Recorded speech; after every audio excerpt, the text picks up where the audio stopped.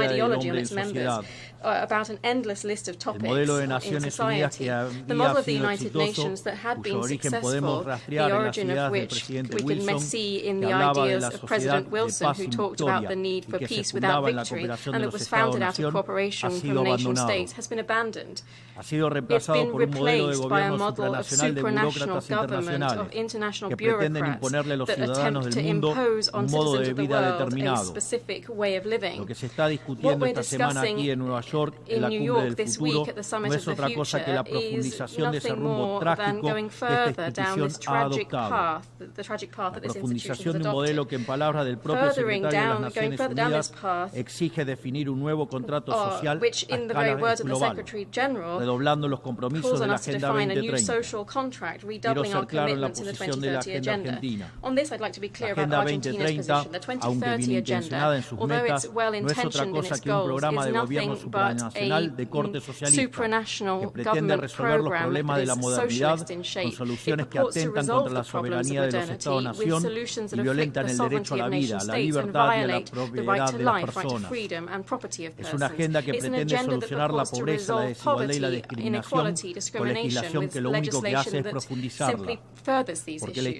Because the history of the world has shown that the only way of guaranteeing prosperity is by limiting the power of the monarch, by guaranteeing equality before the law, defending the right to life, to freedom and to the ownership and property of individuals. The adoption of this agenda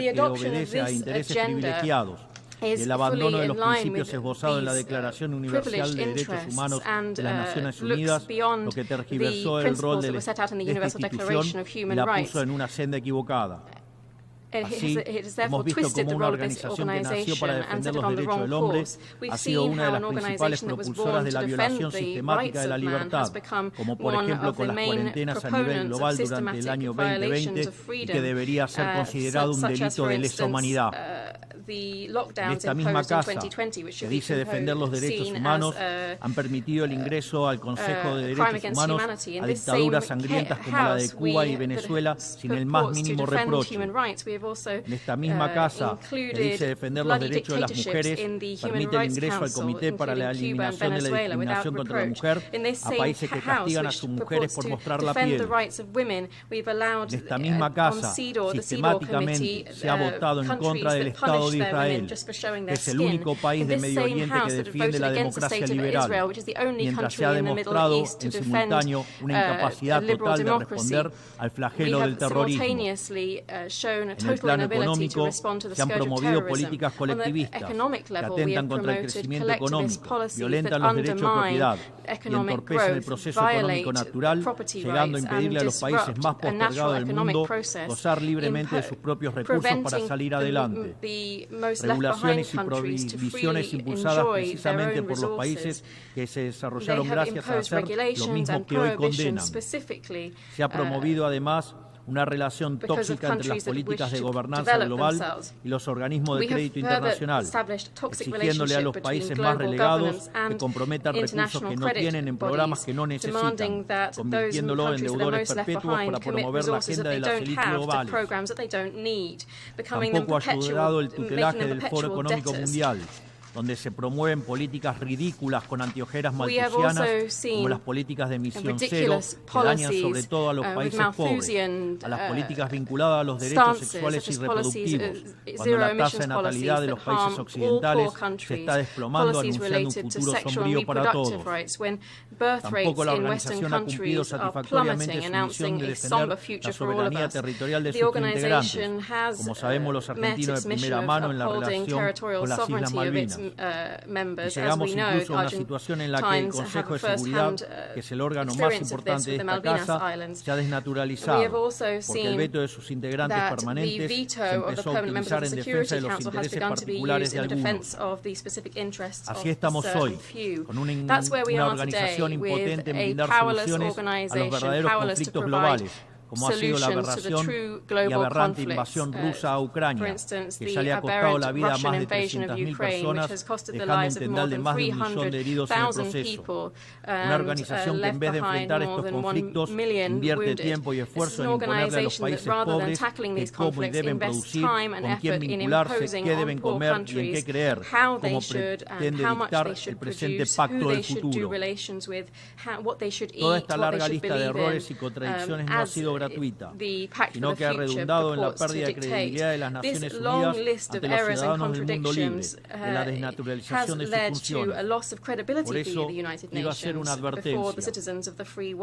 Estamos ante un fin de ciclo. El colectivismo y el postureo moral de la agenda woke se han chocado con la realidad y ya no tienen soluciones creíbles para ofrecer a los problemas reales del mundo. De hecho, nunca las tuvieron. Si la Agenda 2030 fracasó, como reconocen sus propios promotores, la respuesta debería ser preguntarnos si no fue un programa mal concebido de inicio, aceptar esa realidad y cambiar el rumbo. No se puede pretender persistir en el error redoblando la apuesta de una agenda que ha fracasado.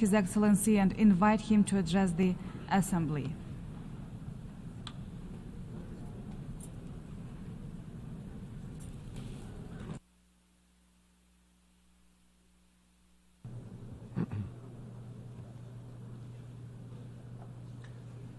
Señor Presidente de la Asamblea General, President of the General Assembly, excelentísimos jefes de Estado y de Gobierno, Your Excellencies, heads of honorables state and miembros de las government, delegaciones que nos distinguished acompañan en members este of the día, delegations with us here today, señoras y señores. ladies and gentlemen. Cuando vine por primera vez a la When I Asamblea came to General this de las General Naciones Assembly for the Unidas first time en 2019, in sé que muchos no 2019, conocían El I Salvador know that o many of ni you siquiera didn't habían know El oído Salvador hablar del or Salvador. hadn't even heard of El Salvador. Y si lo conocían, And if you had solo heard of tenían it, malas referencias. you only had heard O el país bad más violento del references, mundo either the most violent o el country país in the de las world, maras.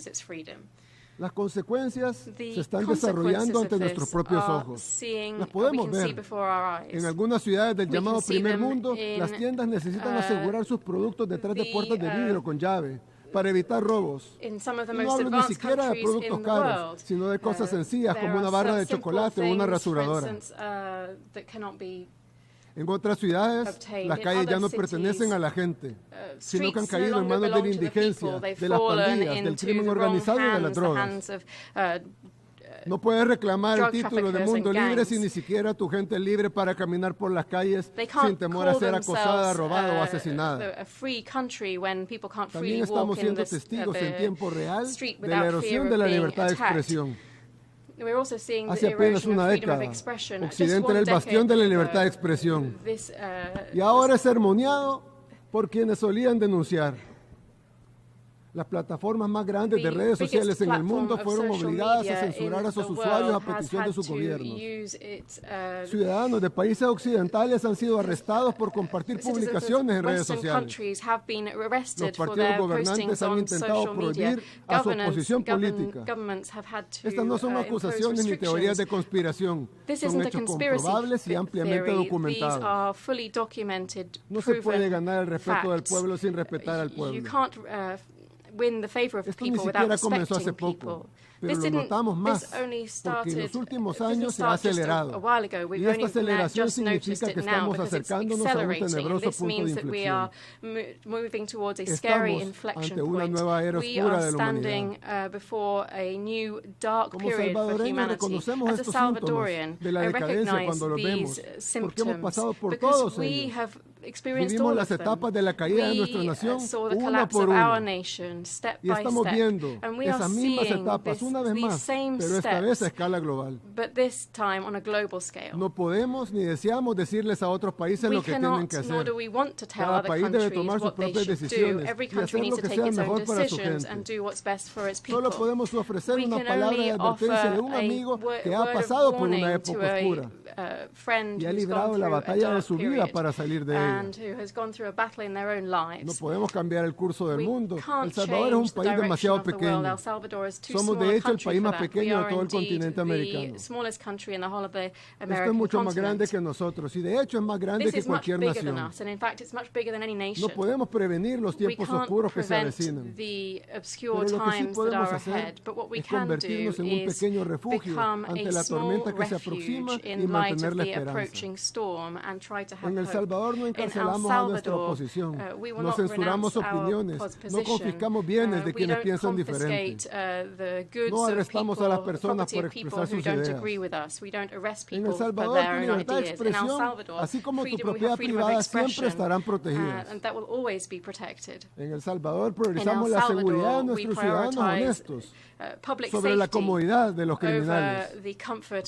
Algunos dicen de que hemos encarcelado miles, pero la realidad es que hemos liberado a millones. Ahora son los buenos los que viven libres, sin miedo, con sus libertades y derechos humanos totalmente respetados. Queremos que nuestra gente prospere.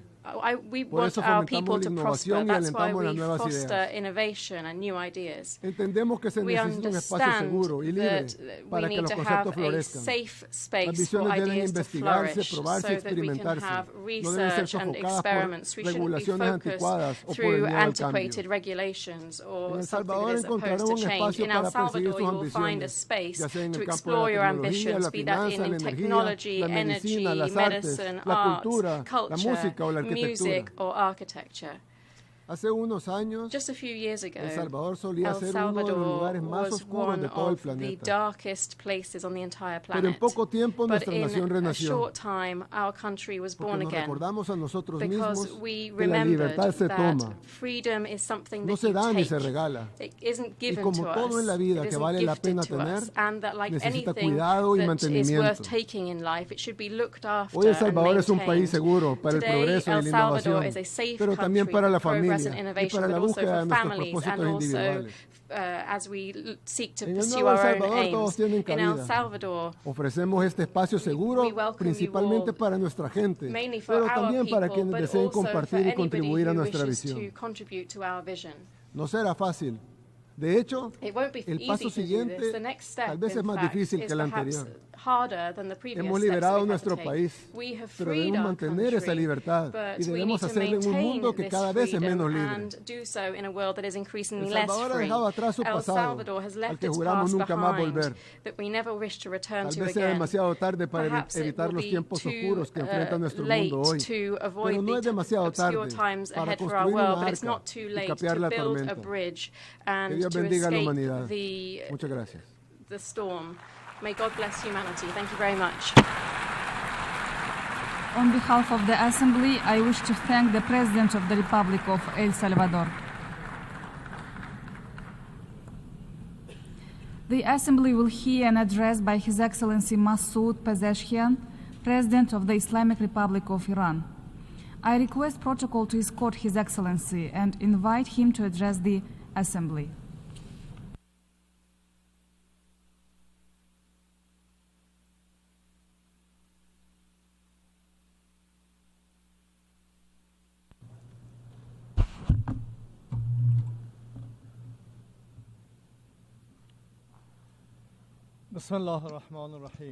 In the name of God, the most gracious, the most merciful.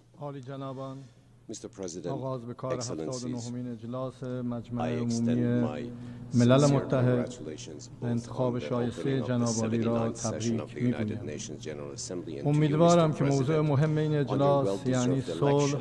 I trust that the crucial themes of this session, peace, sustainable development and human dignity, will illuminate a bright path for both present and future سال گذشته رئیس generations. جمهور خدمتگزار کشورم ابراهیم رئیسی از همین سخنگاه با شما سخن گفت.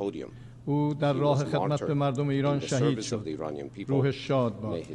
من اینک برای اولین بار از این جایگاه ریاست جمهوری اسلامی ایران با شما سخن میگویم. مردم ما در انتخاب من به شعار محوری وفاق ملی رای دادند. این شعار منطبق بر دستور خدای تبارک و تعالی در قرآن کریم مطابق آموزه های قرآن در آفرینش انسانها همگی از یک ریشه هستند. پیامبران آمدند که اختلافات را بر مبنای کتاب حل و فصل کنند. انسانها اختلاف نمی کنند مگر آنکه زیاده طلبی و تمامیت خواهی آنان را از راه حق دور کنند. امام علی علیه السلام در خطاب به یکی از فرمانداران می‌فرماید با تمام وجود به مردم مهر بورز، محبت کن و لطف خود را شامل حال آنان بگردان. مبادا با مردمان تحت فرمان خویش با نامهربانی و خشونت treat those under your command with harshness or violence, for people fall into two categories. They're either your brothers in religion or equals in creation. The mission of all prophets has been to establish and promote truth and justice in society among all people, regardless of color, race, gender, or language. Peace and security in the world will not be achieved unless the rights of all individuals, communities, and nations are upheld with justice and fairness. Let's ask ourselves, are the roots of war and bloodshed we see in today's world anything other than the fact that aggressors have violated the rights of others, overlooked the rights of nations, enforced discrimination and inequality, kept certain groups weak and underdeveloped, and disregarded the rights of individuals? As long as injustice, oppression, greed, poverty, and ignorance prevail in any region, violence and conflict will continue. Unless we confront the root causes of such disorders, we cannot rescue the future of our children from darkness and destruction. Mr. President, I embarked on my electoral campaign with a platform focused on reform, national empathy, constructive engagement with the world, and economic development, and was honored to gain the trust of my fellow citizens at the ballot box. I aim to lay a strong foundation for my country's entry into a new era, positioning it to play an effective and constructive role in the evolving global order. My objective is to address existing obstacles and challenges while structuring my country's foreign relations in cognizance of the necessities and realities of the contemporary world. Mr. President, over the past year, the world has witnessed the true nature of the Israeli regime. It has witnessed how the regime carries out atrocities in Gaza, and in 11 months has murdered in cold blood over 41,000 innocent people, mostly women and children. Its leaders label this genocide, the killing of children, war crimes and state terrorism as legitimate self-defense. They label hospitals, kindergartens and schools as legitimate military targets. They label the freedom-loving and brave people around the world who protest against their genocide as anti-Semitic. They label and oppress people who have stood up against 7 decades of occupation and humiliation as terrorists. It is Israel that has assassinated our scientists, diplomats, and even guests on our soil, and supported, both covertly and overtly, terrorist groups like ISIS. Iran, in contrast, has supported popular liberation movements of people that have been victims of 4 generations of the crimes and colonialism of the Israeli regime. We have been siding with the people across the world who have flooded the streets in outrage against Israeli atrocities. We condemn Israeli crimes against humanity. It is imperative that the international community should immediately stop the violence and bring about a permanent ceasefire in Gaza and bring an end to the desperate barbarism of Israel in Lebanon before it engulfs the region and the world. Israel has been defeated in Gaza, and no amount of barbaric violence can restore its myth of invincibility.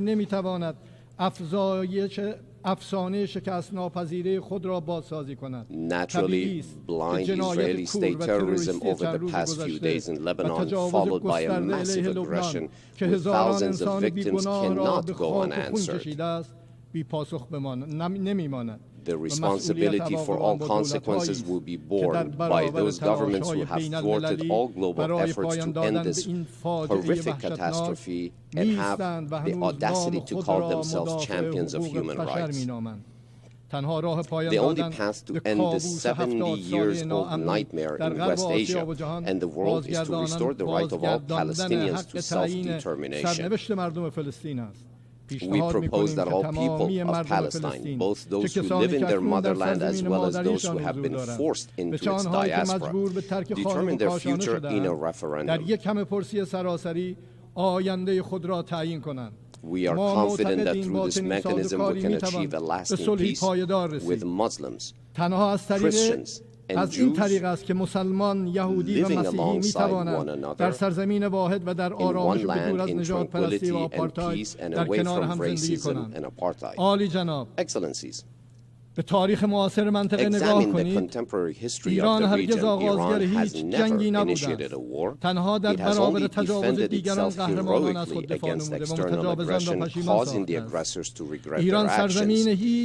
Iran has never occupied the territory of any nation. It has not sought the resources of any country. It has repeatedly offered various proposals to its neighbors and international fora aimed at establishing lasting peace and stability. We have emphasized the importance of unity in the region and establishing a strong region. A strong region rests on several fundamental principles. First, we must recognize that we are neighbors, and because of this bond, we will always remain together. The presence of foreign powers in our region is temporary and leads to instability. Our development and progress are interconnected, and outsourcing security to extra-regional powers will not benefit any of us. Second, the new regional order must be inclusive and beneficial for all neighbors. An order that fails to safeguard the interests of each neighboring country cannot be sustained. Third, neighboring and brotherly countries should not waste their valuable resources on attritional rivalries and arms races. Our region suffers from war, sectarian tensions, terrorism and extremism, drug trafficking, water scarcity, refugee crises, environmental degradation, and foreign interventions. We can collectively address these common challenges for a better future for coming generations. من رئیس جمهور کشوری I am the هستم president که of در a country تاریخ that has معاصر خود endured بارها در threats, معرض تهدید جنگ، war, اشغال و occupation, تحریم قرار and گرفتم. sanctions throughout its modern هیچگاه history. دیگران به کمک ما Others have نیامدند. neither come to به our اعلام assistance بی‌طرفی nor ما respected اعتنایی our نکرده و declared حتی به neutrality. کمک متجاوز آمدند. Global powers ما به have تجربه even sided آموخته‌ایم with که aggressors. تنها We می have توانیم به learned that مردم we و can only توانمندی‌های rely on بومی our own خود people متکی باشیم. and our own جمهوری indigenous اسلامی ایران capabilities. مصمم است The به Islamic تأمین Republic of Iran و seeks تضمین to امنیت safeguard خود، its own نه ایجاد security, ناامنی not برای to create دیگران. insecurity ما for خواهان others. We صلح want peace for برای all همه and seek هستیم no و با war or هیچ کس quarrel سر with جنگ و anyone. دعوا نداریم. ما خواستار صلح We و seek امنیت lasting peace and پایدار security برای for the مردم people of اوکراین Ukraine و روسیه ایم. and جمهوری Russia. اسلامی ایران The ضمن Islamic مخالفت Republic با of Iran جنگ و opposes war تأکید بر and لزوم emphasizes the توقف urgent سریع need to end درگیری‌های military نظامی hostilities در in اوکراین Ukraine. از هر گونه راه حل صلح‌آمیز We support حمایت all می‌کند peaceful و solutions معتقد and است believe that تنها از dialogue is طریق the only گفتگو way to resolve این this بحران crisis. خاتمه می‌یابد. آقای رئیس، در جهان به هم پیوسته کنونی امنیت و منافع یک کشور با نابودی امنیت و منافع دیگران هرگز تأمین نخواهد شد. ما نیازمند نگاهی جدید برای حل مسائل جهانی هستیم. چنین نگاهی میبایست به جای تهدیدها بر فرصتها تمرکز کند. بر مبنای همین منطق تعاملی میتوان فرصتهای جدید را برای همکاری پدید آورد. ایران و قدرت‌های جهانی با نگرشی فرصت محور به برجام دست یافتند و ما در برابر شناسایی حقوق ایران و رفع تحریم‌ها بالاترین سطح از نظارت‌ها در حوزه هسته‌ای را پذیرفتیم.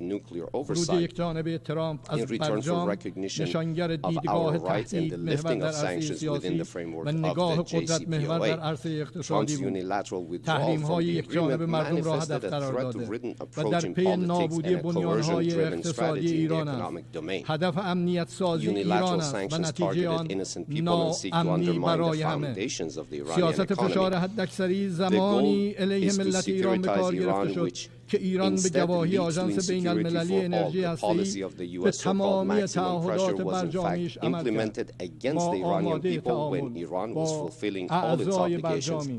اگر تعهدات برجامی به طور کامل و با حسن نیت اجرا شود میتوان در مورد دیگر مسائل هم وارد گفتگو شد. در اینجا خطاب به مردم آمریکا میگویم این ایران نیست که در کنار مرزهای شما پایگاه نظامی ساخته است. ایران نیست که کشور شما را تحریم کرده و مانع از روابط تجاری شما با جهان شده است. ایران نیست که مانع از دسترسی شما به دارو می شود.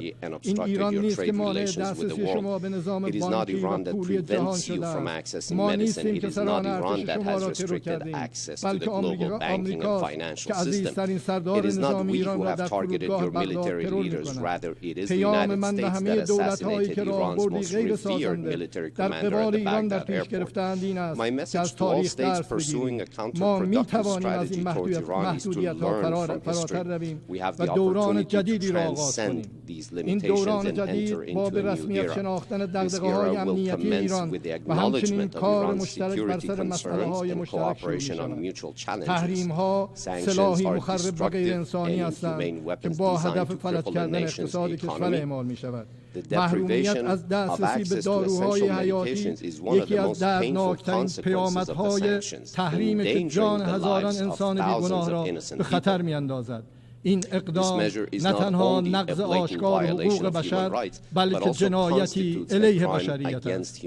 ملت ما در طول سالهای گذشته با تحمل سختی‌های فراوان ناشی از تحریم‌ها نشان داده است که در برابر ظلم و ستم ایستادگی می‌کند. اگرچه زخم‌های ناشی از تحریم‌ها بر پیکره جامعه ما عمیق است، اما مواجهه با این تجربه تلخ ما را به ملتی قوی‌تر با اراده‌ای فولادین و خودباور تبدیل کرده است. ایران آمادگی دارد برای ساختن دنیایی بهتر با قدرت‌های جهانی و همسایگانش مراودات اقتصادی، اجتماعی، سیاسی و امنیتی مؤثر و از جایگاه برابر داشته باشد.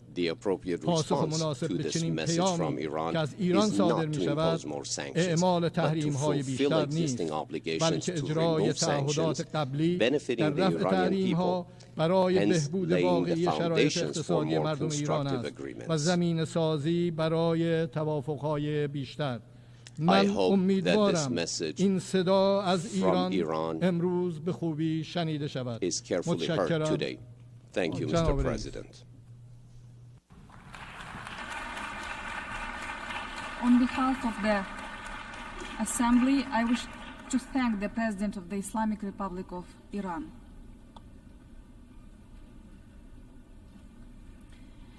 The Assembly will hear an address by His Excellency Alar Karis, President of the Republic of Estonia. I request protocol to escort His Excellency and invite him to address the Assembly.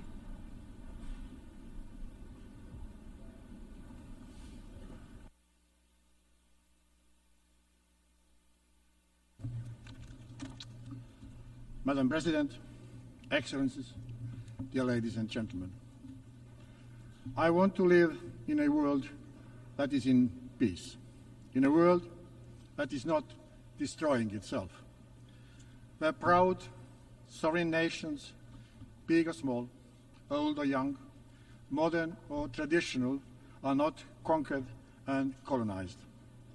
In a world where everybody can feel free, where AI serves and not hinders humanity, and where nobody has to fear oppression based on gender, race, nation, beliefs, or one's thoughts. I want to live in a world that is fit for freedom, because freedom paves the way for lasting solution and prosperity, because freedom is the core of humanity. Don't we all want the same?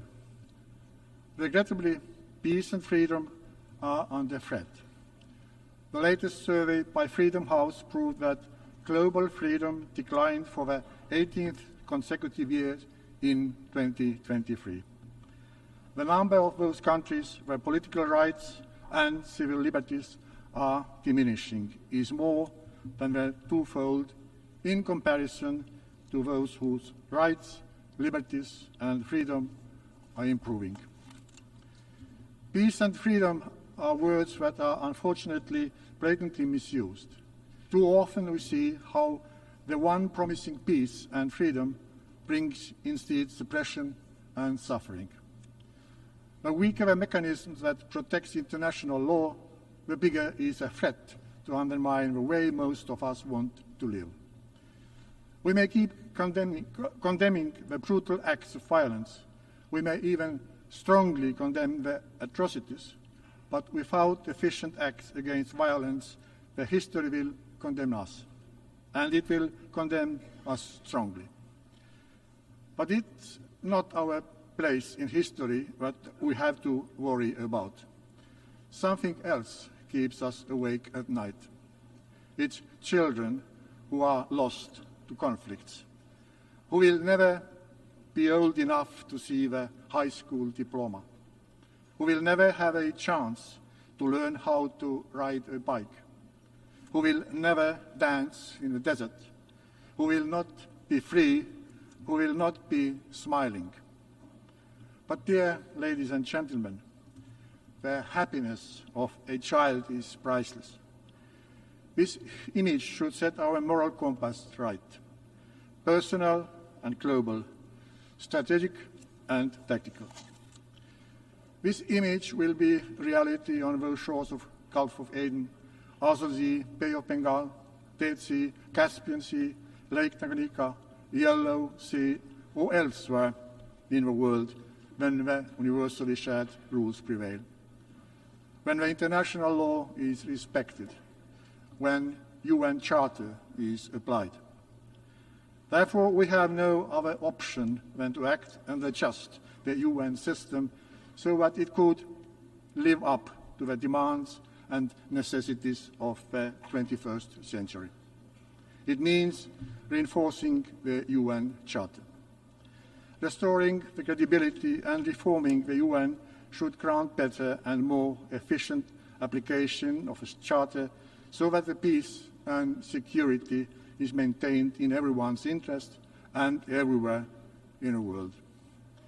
The need to reform the UN and its Security Council has been discussed for decades.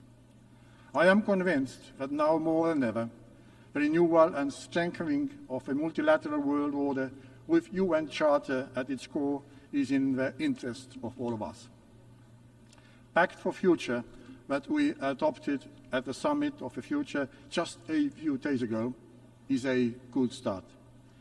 It is guidelines showing us the way forward.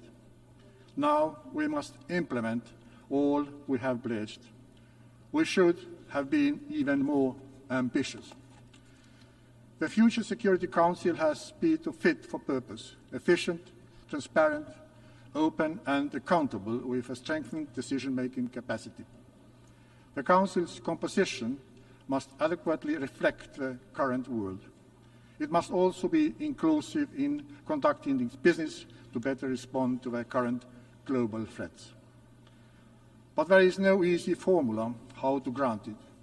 Otherwise, we would have a balanced, agile and effective Security Council already in place. One thing is certain, and it is acknowledged also by the Pact for the Future, that the scope and use of a veto right has to be limited. Estonia supports all efforts to limit the use of a veto, especially on actions aimed at ending or preventing mass atrocities. Currently, the veto right in the Security Council hands its holder a great power, a power also to put finding the solution of a standstill, as sometimes that solution might sharply be against the interest of the members of the Security Council itself. The deadlocks of the Security Council can be measured directly in lost and crippled human lives. This is not right, and this is unacceptable. We believe that all states collectively should have bigger say in maintaining peace and security than one member of the Security Council, especially in the case of a deadlock in the Security Council. We cannot restore credibility of the multilateral system and the UN when a permanent member of the Security Council acts against the principles of the Charter. Therefore, let us wisely use the powers of the General Assembly. We, in the General Assembly, should be able to collectively overcome the veto in the Security Council, if the situation requires. Let us analyze the options how General Assembly could gain more prominence. In addition, I recommend taking this analysis to our capitals, to different conferences around the world, collecting new ideas from the inclusive global debate.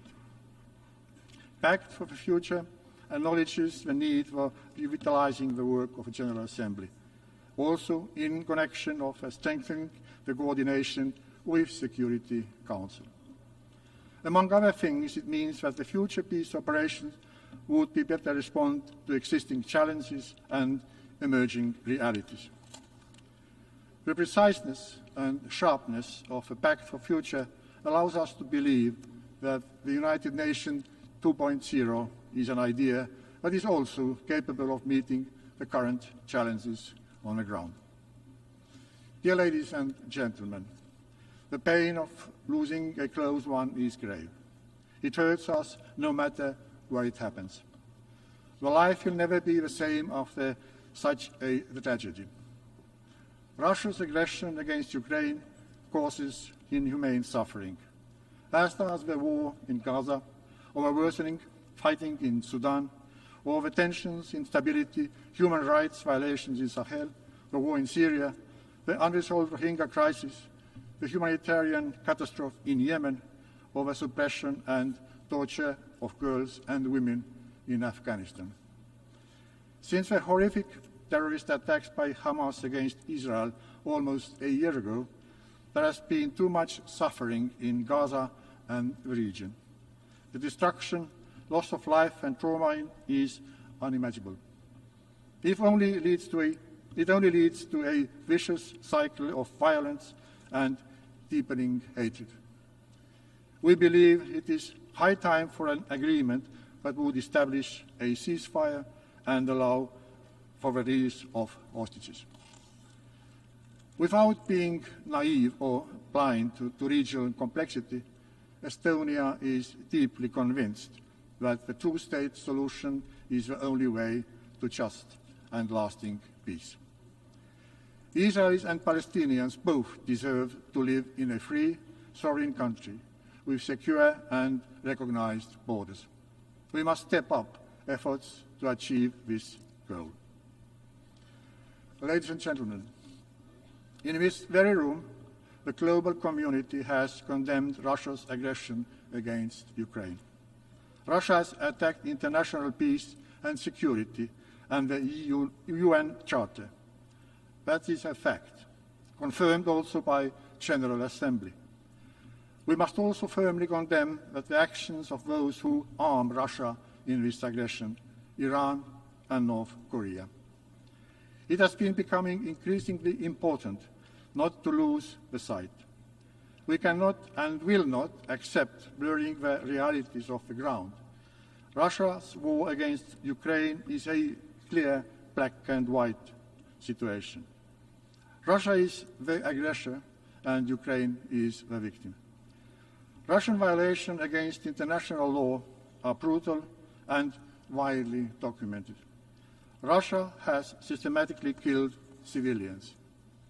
Ukrainian children are deported to camps far away from their homes and parents in order to teach how to think correctly. Unfortunately, sending people in the so-called correction camps where they are taught right behavioral patterns are not precedent in today's world. It makes me wonder in which century do we actually live in. What would any of us do if the aggressor, the murderer of our parents, would stand in front of us? Would we demand justice, accountability, and the end of aggressive behavior, or would we call the aggressor for a chat, for a settled misunderstanding between us? Probably the smooth talk about dialogue and importance for Ukraine and Russia to engage in direct peace talks are only supporting Russian cause, especially when those so-called peace proposals fail to recognize who is one who has launched the aggression and who is the one suffering. We are not going to call Russia for coffee. Instead, we call them to accept President Zelensky's 10-point peace formula, which has wide international support. Russia has to end the aggression, withdraw the troops and military equipment from the territory of Ukraine. Ukraine's territorial integrity and sovereignty must be restored. We demand Russia to stop cynically and shamelessly exploiting various conflicts to its own advantage by fueling contradictions in Africa, Europe, America, or elsewhere. Russia attacks the coherence of our societies and generates instability. Misinformation is a widely used weapon for this purpose. We have to act decisively against systematic spread of lies. To succeed in this, we must develop critical thinking and knowledge. Therefore, granting education globally for everybody is so strategically important. While drafting the UN resolutions, we must consider the new mechanisms that are weaponized and used to undermine international peace and security. The world has changed. Information is rushing in various digital boomers, and we tend to live in fragmented bubbles. This can, in turn, be fertile ground to extremist terrorist groups or for neo-imperial expansionist ambitions. Similarly, refugees are sometimes used for destabilizing actions. Changing world poses new challenges. Let's make sure that UN methods, agencies and resolutions meet the requirements of the 21st century. Dear ladies and gentlemen, last year Estonia proposed the Fit for Freedom agenda that calls for global discussion. First, on how to reinforce multilateralism and international rule-based system with the UN Charter at its core. Second, how to foster inclusive decision-making of all states and societies. And third, how to ensure human rights and freedoms for all. The central idea of Fit for Freedom is simple. International law must be upheld, the rules must apply. Only then we are all better off. We do not need global cataclysm to build something instead of the UN. We have learned from the past, and we are able to build on the structures of the UN already in place. Most of all, it takes political will to succeed. The possibilities to engage with the work of the Security Council and its subsidiary organs should be improved to all the members of the General Assembly. With a distinct help from technology, the accountability of the Security Council has to be enhanced. If the working culture would be more open, hypocrisy and lies would have indeed shorter legs. Promoting new open and swift models to work and administer is the second pillar how we can make the world freer. This year, Estonia chairs the Media Freedom Coalition, and next year, Freedom Online Coalition. We will build our conviction that fundamental freedoms and human rights should be the mainstream of international policies, even more forcefully and consciously than until today. If human fundamental rights are protected, then we may conclude that international law and UN Charter are not only maintained, but they are strengthened. Then international rules apply to everyone. The world is fit for freedom. Dear ladies and gentlemen, positive change is possible. Estonia's own story is a perfect illustration of that. We have built a digital, cyber-secure society where citizens feel that they themselves are the state, as it should be. We know from our own experience that freedom combined with a proper technology and innovation-oriented mindset are the best tools for finding long-term solutions. Yes, also free societies might need some updates from time to time and the latest plugins from optimized user-friendly performance. But if maintained properly, they are not crashing and freezing like autocracies tend to do. Estonians have a vivid memory of the times when human rights were denied to us. This makes Estonia vigorous in standing up for those fighting for their rights today. We partner with those who have reached out for helping hand to enhance children's access to education and medicine. We unite with those who work tirelessly to grant women and girls equal rights with men and boys. And we are aligned with all who follow the principle of universal and indivisibility of human rights. My country stands for these principles as a candidate for the UN Human Rights Council for 2026 till 2028. Dear ladies and gentlemen, what kind of change are we going to see? We know the answer. It is up to us to fix the UN so that it could safeguard international peace and security and build a world fit for freedom. Let's get to work. Let's do something about it. Thank you.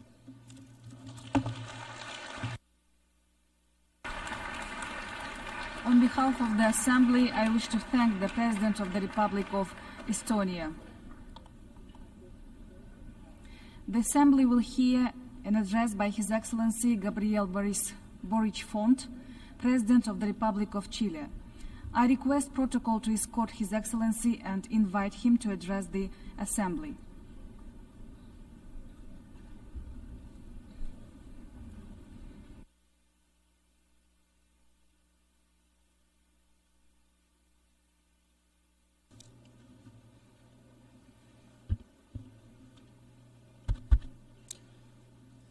Señor Presidente, Mr. President, integrantes de la Asamblea General de Naciones Unidas, y a todos los habitantes de nuestra tierra que nos escuchen. En el año 2025 se van a cumplir 80 años desde el día en que 51 países dieron el paso trascendental de crear la Organización de Naciones Unidas. Nuestro país, Chile, ha sido siempre parte orgulloso de este esfuerzo colectivo. Fuimos en ese entonces uno de los países fundadores y hoy, casi 80 años después, seguimos defendiendo la democracia, la paz, el multilateralismo y el respeto íntegro a los derechos humanos. El mundo, desde 1945, ha cambiado mucho. Debe haber sido complejo en esa época. Lleno de esperanzas por el fin de la guerra, pero desgarrado por la pobreza, destrucción y muerte que dejó a su paso. Aún marcado en 1945 por la infamia del colonialismo, ya comenzaban a bullir las inexorables emancipaciones de los pueblos de sus colonizadores. Vuelvo a repetir, ha pasado mucho tiempo desde entonces y el mundo ha cambiado radicalmente. Imaginen si un joven de 20 años de esa época despertara mágicamente en 2024. Seguramente no podría creer lo que está viendo. El mundo ha cambiado, pero hay cosas que se mantienen igual. Un ejemplo reiterado desde este pupitre es el Consejo de Seguridad de la ONU. Y el mundo del 2024 no es el de 1945. Escuché atentamente en la mañana al secretario general de la ONU, al presidente Lula de Brasil, al presidente Biden de Estados Unidos, manifestar explícitamente su acuerdo en reformar el Consejo de acuerdo a los tiempos de hoy. ¿Quién o qué lo impide? ¿Hay alguien acaso en esta asamblea que se oponga? Desde Chile propongo que nos pongamos un plazo para la reforma y que para cuando la ONU cumpla 80 años, lo haga con un Consejo de Seguridad acorde al curso de los tiempos actuales, del que sean parte Brasil desde América Latina, la India, al menos un país de África, entre otros. No hay nada que lo impida, salvo la falta de nuestra propia voluntad. Las instituciones humanas dependen de la voluntad de sus líderes, nosotros. Y aquellas que no son capaces de adaptarse a su época corren el riesgo de derrumbarse. Es cosa de recordar el rápido colapso de la sociedad de las naciones. Es que hay momentos en que el cambio es la mejor manera de asegurar la continuidad de nuestra historia. Y este es precisamente uno de esos momentos. Lo mismo respecto a la gobernanza financiera. Valoramos los esfuerzos que han hecho las instituciones financieras globales para modernizarse.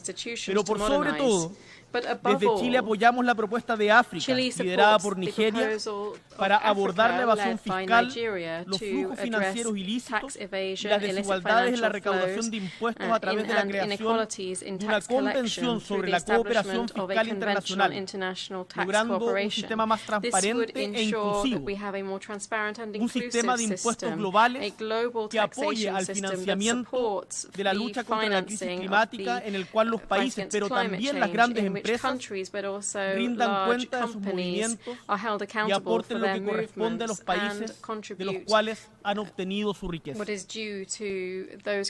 Para estos desafíos y tantos más, no me cabe duda que es el posible liderazgo de una mujer, como señala el acuerdo de la Convención del Futuro que suscribimos hoy en la mañana, que provenga de nuestra América grande, según el criterio de rotación territorial de la ONU, el que podrá encabezar este proceso siguiendo la senda reformista de Antonio Guterres. Señor Presidente de la Asamblea, líderes del mundo, en ocasiones la comunidad internacional es acusada de doble estándar frente a las violaciones de los derechos humanos que ocurren en una u otra parte del mundo.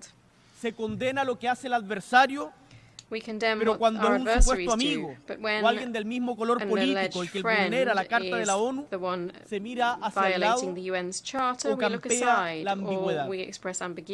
Desde Chile nos rebelamos contra el doble estándar en materia de derechos humanos.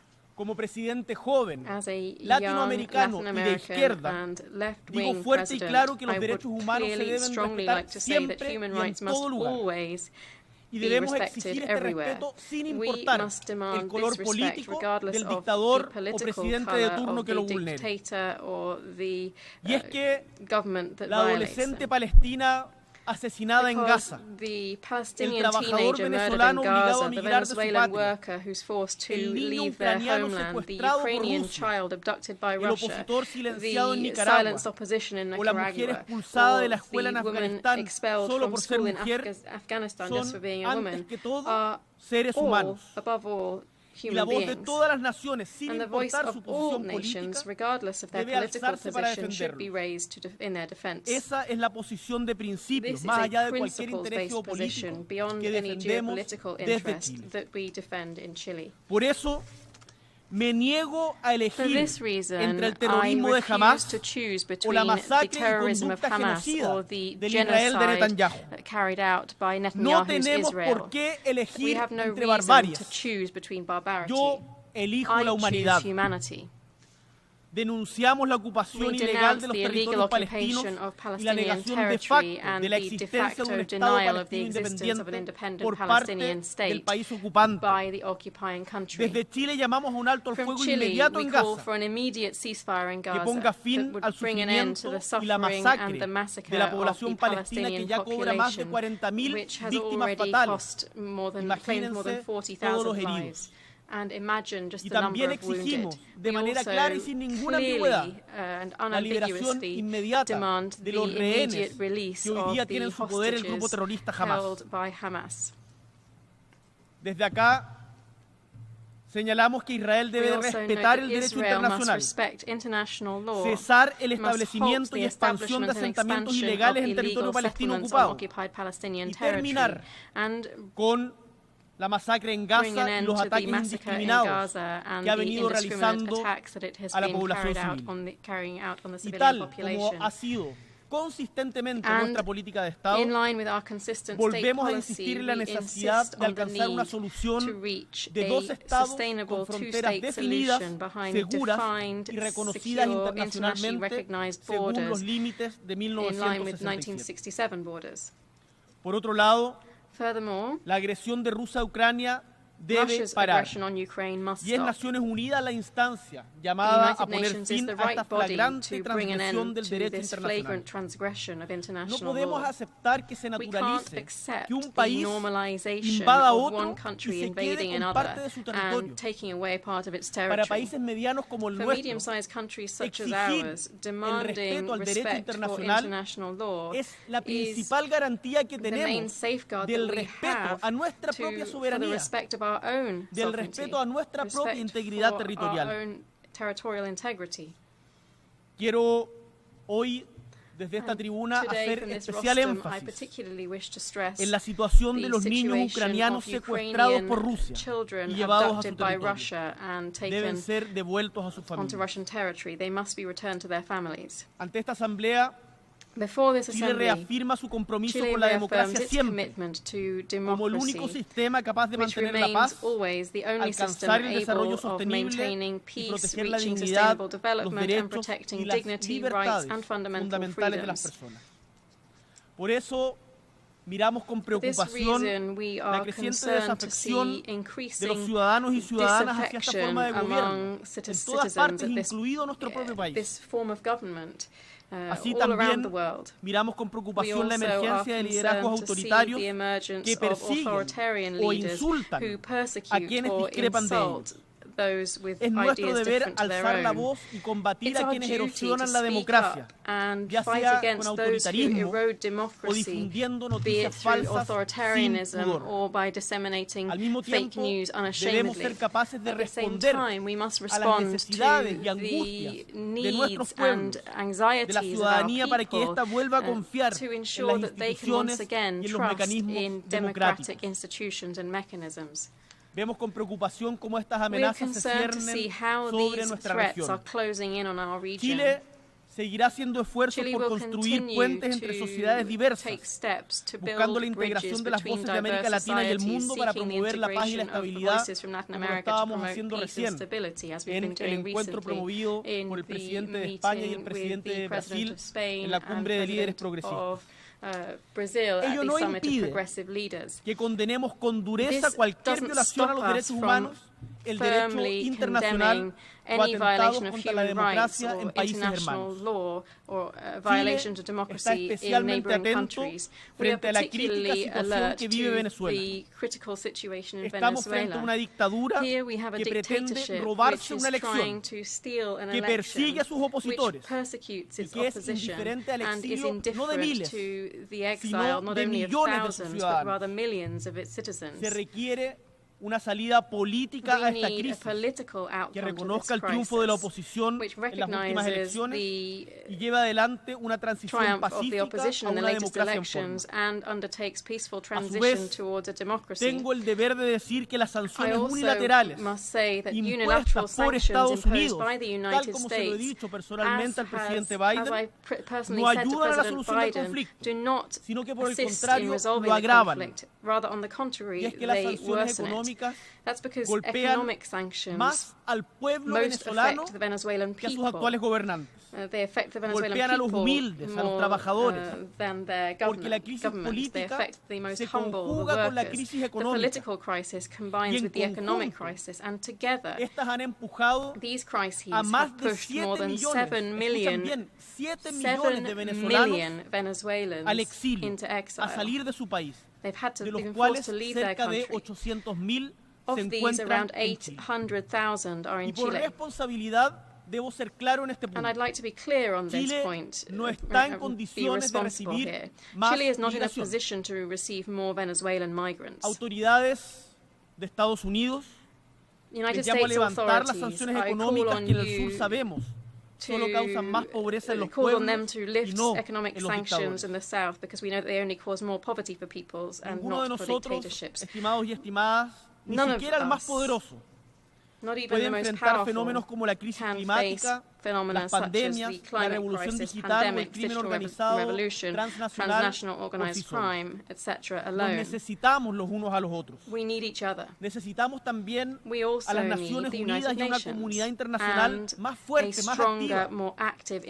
Esta es la visión que hemos empujado en nuestra participación en los distintos organismos del sistema de Naciones Unidas y destaco en particular la presidencia de Chile del COSOC llevada adelante por nuestra embajadora en Naciones Unidas, Paula Narváez. Economic and Social Council under Paula Narváez. Por todos y todas mis compatriotas en señalar ante esta asamblea nuestra preocupación y ocupación por el incremento de la delincuencia organizada transnacional y sus efectos devastadores para la seguridad y el desarrollo de los países, así como para la democracia y la vida de los pueblos. Es fundamental que nuestros gobiernos actúen coordinadamente y articulen políticas públicas, estrategias y capacidad operativa que ayuden a frenar los delitos financieros, de narcotráfico, de trata de personas y de trata de armas que afectan a nuestros países. Y es que la seguridad es hoy la principal preocupación de la mayoría de nuestra gente en Chile, nuestro país, y también en América Latina. Y los estados no pueden rendirse ni naturalizar jamás la violencia y el crimen organizado. Firmes contra la delincuencia, firmes contra la corrupción, incansables en la construcción de comunidad y cohesión social en nuestras sociedades. Chile también está comprometido con el desarrollo de regulaciones para encauzar el avance de la inteligencia artificial en forma ética, transparente y responsable, que respete los derechos humanos, proteja los datos personales y promueva la integridad de la información y su uso en la era digital.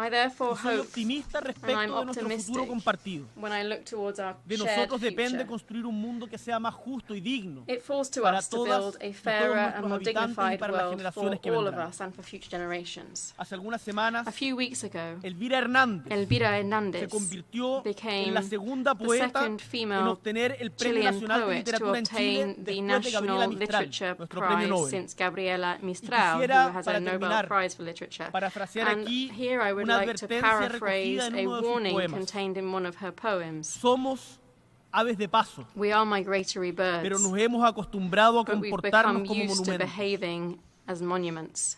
No convirtamos al multilateralismo let's not turn multilateralism and the United Nations into a monument, estéril y estático. a sterile, Hagamos de static este gran logro monument. histórico Let us turn que this emergió great de las cenizas de la historic Segunda Guerra achievement Mundial born out of the Second una World energía War robusta y renovada into a en renewed este bright 2024 light for para poder 2024 mejorar to la be able calidad to de vida improve de la the humanidad toda. quality of life of Muchas whole of gracias. humanity. Thank you very much. On behalf of the Assembly, I wish to thank the President of the Republic of Chile.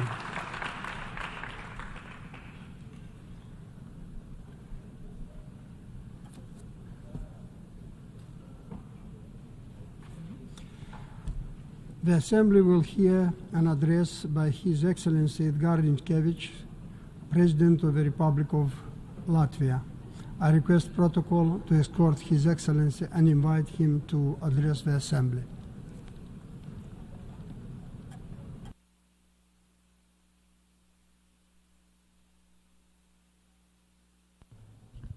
Mr. President, Excellencies, distinguished delegates. First of all, I wish to congratulate His Excellency Philemon of Cameroon on assuming the post of President of the General Assembly.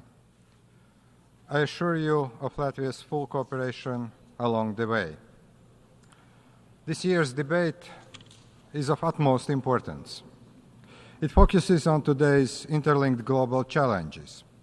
It emphasizes the need for a comprehensive approach that is firmly rooted in the United Nations Charter.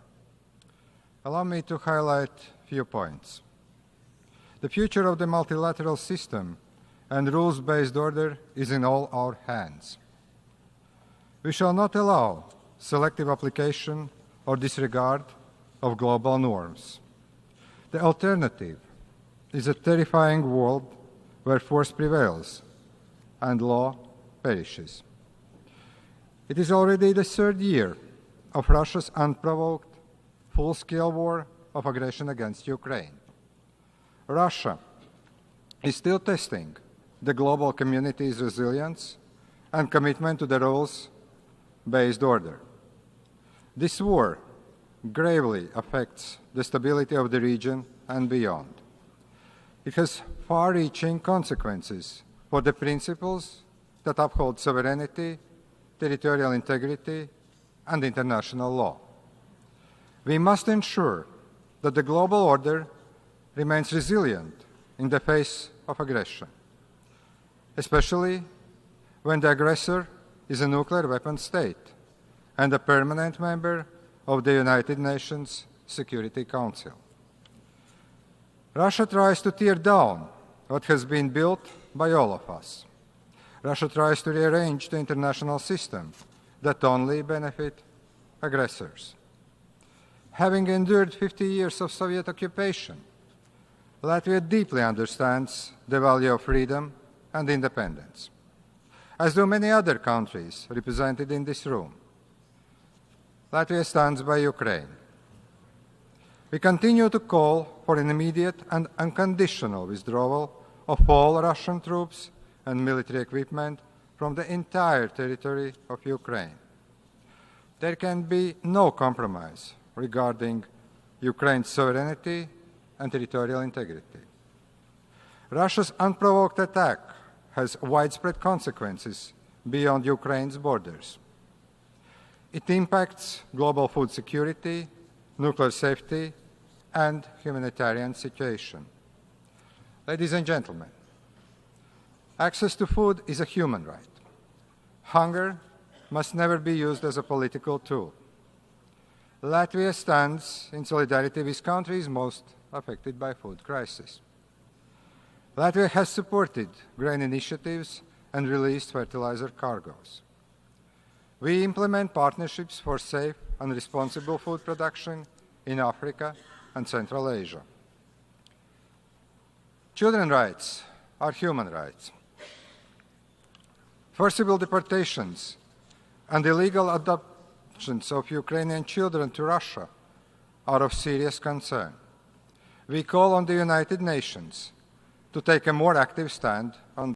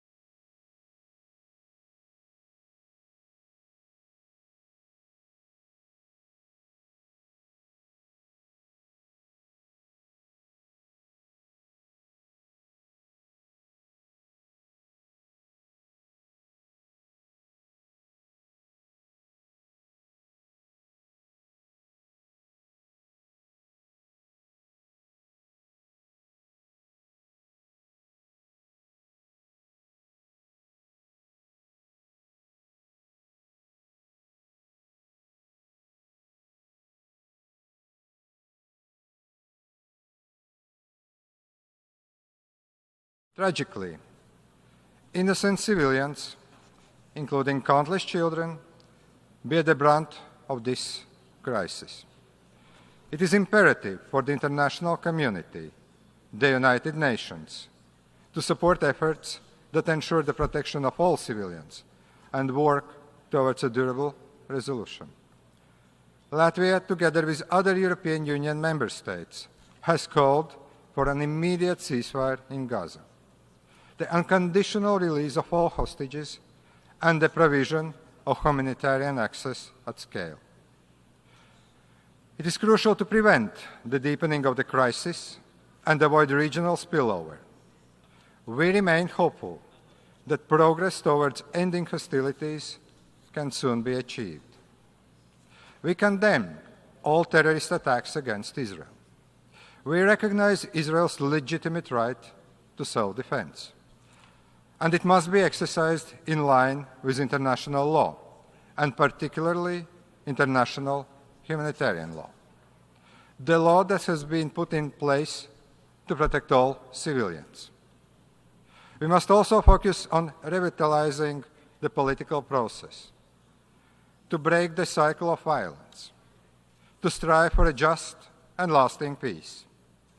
Peace that addresses the legitimate aspirations and security concerns of both Israelis and Palestinians. The ongoing escalation reinforces the necessity of pursuing a two-state solution in accordance with international parameters. Mr. President, the United Nations is a place where no country's voice can be dimmed by more resourceful powers. The United Nations' commitment to principles of peace and security, justice and human rights empowers us to address challenges that otherwise cannot be tackled alone. Acting in solidarity for sustainable and inclusive development is more acute than ever before. The Summit of the Future has demonstrated our renewed commitment to sustainable development goals. It accelerates the efforts to eradicate poverty, reduce inequalities, and ensure environmental sustainability. The right path towards progress and achieving sustainable development goals is to advance in innovation, science-based and environmentally friendly economy, to enhance the quality of education and strengthen governance, to engage with women, youth, and non-governmental sector on these matters.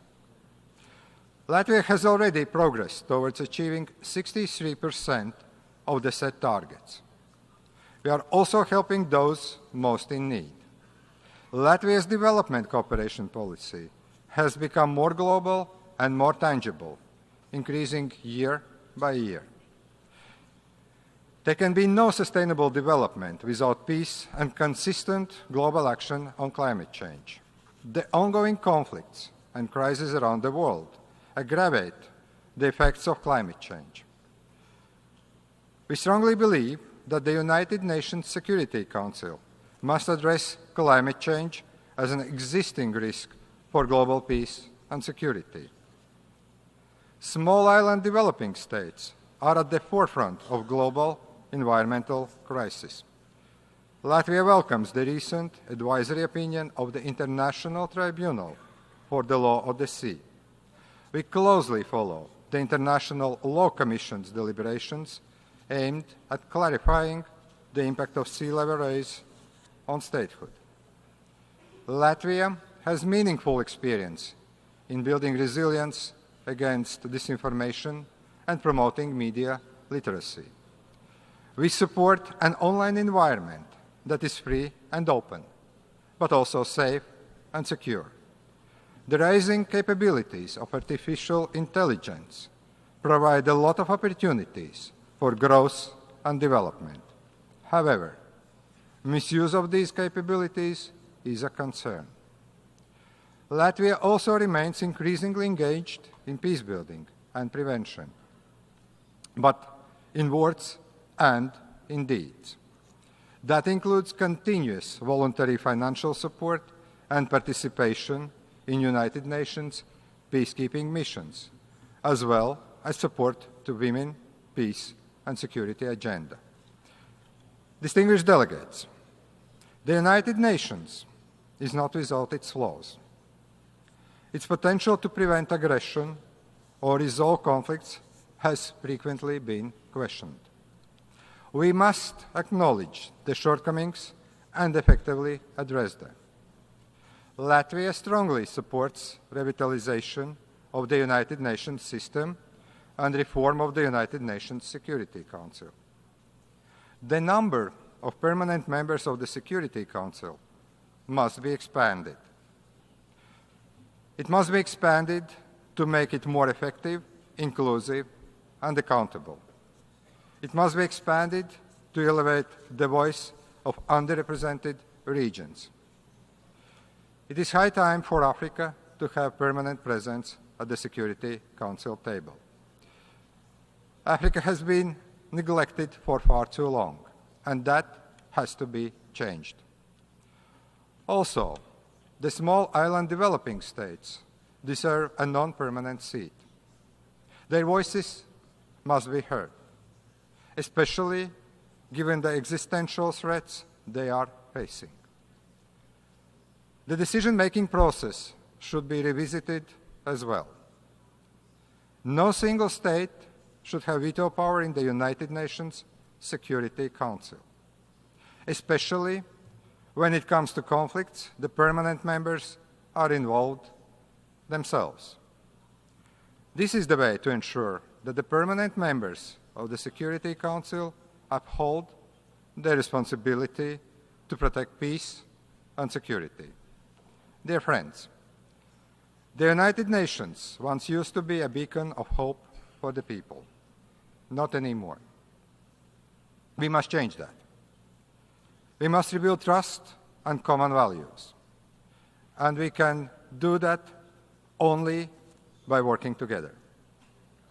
Latvia is fully prepared to shoulder its part of the responsibility. For the first time, Latvia is running for a non-permanent seat on the United Nations Security Council at the 2025 elections. We stand ready to re-energize this international body. Thank you. On behalf of the Assembly, I wish to thank the President of the Republic of Latvia.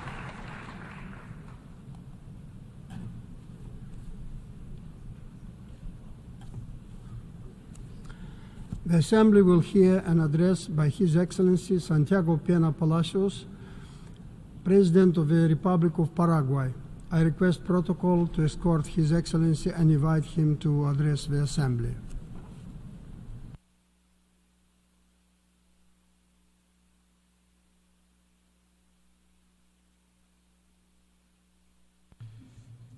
Señor Presidente de la Asamblea General, distinguidos jefes de Estado y de Gobierno, estimados ministros de Relaciones Exteriores, damas y caballeros, vivimos en un mundo convulsionado, volátil, que está pasando como nunca antes días sumamente difíciles, de tremendos desafíos, conflictos armados, tensiones en cada rincón de nuestro globo, crisis de las instituciones multilaterales y del sistema internacional, el asedio a los valores de la democracia por las amenazas gemelas del populismo y el autoritarismo, los riesgos de la ciberseguridad y la aplicación inadecuada de la inteligencia artificial, la brutal inequidad en la distribución de la riqueza, el cambio climático que pone en peligro nuestra existencia misma. Estos son apenas algunos de los inmensos problemas que enfrentamos. Me temo por ello que no vendré hoy a hacer un discurso que genere simpatía, sino la incomodidad y preocupación que deberíamos sentir ante lo que está pasando. Creo que debemos ser sinceros y admitir que estamos fallando todos en la construcción de un mundo mejor. Pues bien, Si existe un lugar y un momento oportuno para discutir y proponer las decisiones cruciales que cambiarán el rumbo de nuestra humanidad, es en la Asamblea General de las Naciones Unidas. Y por la coyuntura delicada que vivimos, estamos obligados a hacerlo. La buena noticia es que no todo está perdido, pues como dijo un gran héroe militar primero, y estadista luego de mi país, Bernardino Caballero, el porvenir es el hijo del presente. Esto quiere decir que podemos tener un mejor destino si actuamos hoy y aquí. Así, aún con los desalientos que pueden costar a muchos espíritus, podremos contemplar los luminosos horizontes del porvenir. Pero siempre y cuando, como alegaba crucialmente Caballero, podamos hacernos acreedores al respeto y estimación de las generaciones venideras. Esto es, solo queremos ser dignos de ocupar los altos cargos que hoy ocupamos si, en lugar de esconder los problemas bajo la alfombra, los atacamos con claridad, con firmeza y con valor. A pesar de la ardua realidad que vivimos, sigo siendo optimista. No temo al futuro, porque confío en la capacidad del ser humano de superar los desafíos. Pero es imperativo, diría que incluso obligatorio, que redefinamos el funcionamiento de las instituciones del multilateralismo e impulsemos cambios como la eliminación del veto en el Consejo de Seguridad de las Naciones Unidas. Necesitamos construir marcos que promuevan un desarrollo equitativo y sostenible en los que todos los países, sin importar su tamaño o poder, puedan beneficiarse por igual de los avances globales. Solo así podremos cumplir con las promesas que este foro representa y hacernos acreedores al respeto y estimación de las generaciones venideras. Señoras y señores, el mantenimiento de la paz debería ser el pilar fundamental del multilateralismo. Sin embargo, la realidad de hoy nos muestra un panorama triste. Alrededor de 20 conflictos armados internacionales y más de 110 conflictos internos activos en todo el mundo nos demuestran que las instituciones creadas para preservar la paz no han podido cumplir con su misión. La guerra sigue siendo una plaga que se esparce sobre la humanidad. Este flagelo desgarra el tejido social, aniquilando comunidades y dejando un legado de sufrimiento incalculable. Cada vida perdida es un testimonio de nuestro fracaso colectivo para cumplir con las más básicas de nuestras responsabilidades: preservar la paz y proteger la dignidad humana. La historia de mi nación es un testimonio vivo de la crueldad y el inmenso sufrimiento de las guerras acarreadas. Con la guerra de la Triple Alianza, el Paraguay vivió una guerra de exterminio que adelantó tristemente a los genocidios del siglo XX. Como dijo otro gran paraguayo, Manuel Gondra, el Paraguay es un país pequeño pero altivo, y solo por eso sobrevivió a la cruenta guerra. Sin embargo, sabe que el precio a pagar por un conflicto bélico es muy grande. Por esta razón, el Paraguay conoce mejor que nadie no solo la calamidad de la guerra, sino lo que implica para un país pequeño ser invadido o agredido por potencias más poderosas. Es por ello que expresamos nuestra más sincera solidaridad con todas las víctimas de los conflictos armados, sean de índole interno o internacional. Reafirmamos nuestro compromiso firme y decidido con la resolución pacífica de las controversias y abogamos, sin excepción, por el no uso de la fuerza como vía para solucionar los desacuerdos entre naciones o pueblos. En este contexto, reiteramos nuestro firme apoyo a Ucrania, respaldando su soberanía e integridad territorial. Subrayamos la urgencia de encontrar soluciones diplomáticas que conduzcan a una paz justa, integral y duradera, con el objetivo de poner fin a este conflicto y asegurar la estabilidad en la región.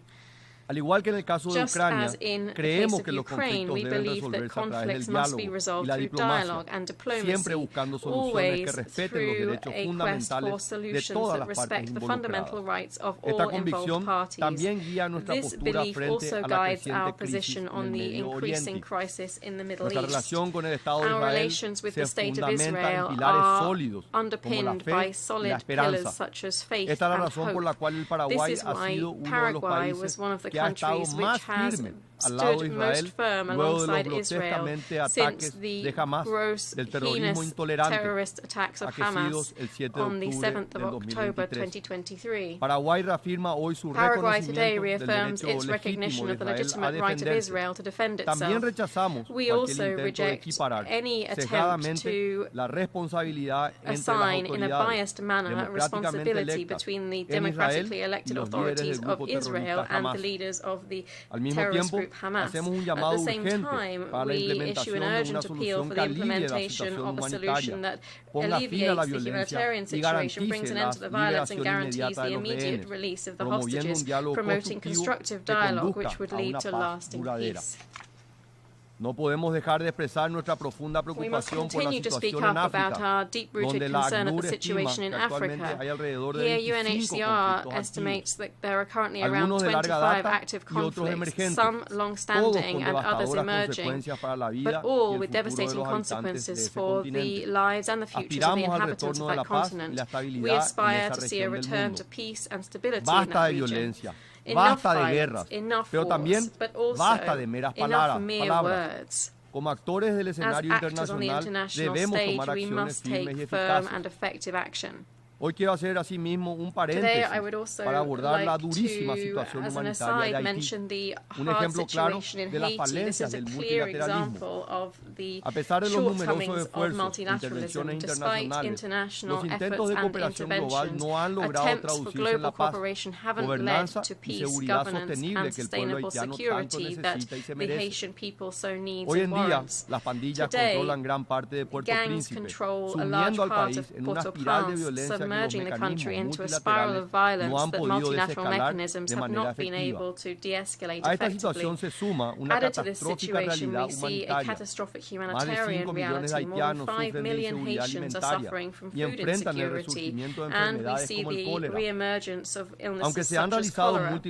Although multiple promises of aid have been made, the lack of financial resources and logistical difficulties have stopped humanitarian assistance arriving in a timely and opportune manner. There is a worrisome dissonance between what the international community promises and what really happens on the ground. We will stand alongside the Haitian people in every step towards helping this brother country. My country, as many other countries have done here, have passed through authoritarianism and dictatorships. For this reason, today, Paraguayans value the ideals of democracy and the rule of law more than ever. Paraguayans can talk with their own experience. Our country lived through the shadow of dictatorship, banishment and exile for a long time. Today, however, our reality is different. Paraguay is reaffirming its democratic vocation through free elections, transparent elections, and it has done for more than 3 decades. Never before have we had so many years of democracy, and I'm pleased to be able to say, against the doomsayers and pessimists, that we have seen the happiest lives in my homeland. Perhaps Paraguayans don't agree on everything, but we can agree that there are no better ways to live together than through democracy and the rule of law. Democracy is simply innegotiable. For this reason, I must condemn today, loudly and strongly, what is happening to our Venezuelan brothers. I would like to reiterate Paraguay's position as to the electoral process in the Bolivarian Republic of Venezuela, which culminated on the 28th of July this year. This process overlooked the will of the Venezuelan people and was characterized by serious acts by the regime, which led to persecution of the main opposition actors and to arbitrary detentions. The deterioration of democracy in Venezuela is clear to see, such as are the systematic violations of human rights and fundamental freedoms. Added to that, we see action contrary to international law, particularly in diplomatic relations and the right to asylum. We reiterate our support for the democratic forces in Venezuela that are fighting authoritarianism for the return to a truly democratic system that is not merely a facade. One of the most important criticisms of global multilateralism is the idea, one of the most important ideas behind multilateralism is the idea that all are treated on an equal footing. su autodeterminación a cambio de no quedar fuera de los grandes mercados internacionales. No obstante, reconocemos que la cooperación regional sigue siendo un camino indispensable hacia la integración física y económica. La lucha contra los desafíos que enfrentamos es imposible sin una convergencia de voluntades de países vecinos. En este sentido, la cooperación regional se erige como la única alternativa viable que nos permite trabajar en conjunto y diseñar políticas nacionales en coordinación con otras naciones. Es en este espíritu de cooperación y fortalecimiento de las instituciones regionales que Paraguay ha decidido presentar la candidatura de nuestro canciller, Rubén Ramírez Lescano, para la Secretaría General de la Organización de los Estados Americanos. Estamos convencidos de que su liderazgo contribuirá significativamente a la revitalización de la OEA, promoviendo un multilateralismo más inclusivo y eficiente, que responda a los desafíos del presente y se enfoque en el bienestar de todos los pueblos del hemisferio. En el marco de nuestro compromiso con el multilateralismo más inclusivo, que no deja ninguna nación atrás, el Paraguay reitera hoy su apoyo inquebrantable a aquellos países que, pese a su destacada contribución global, aún son excluidos de importantes foros internacionales como este.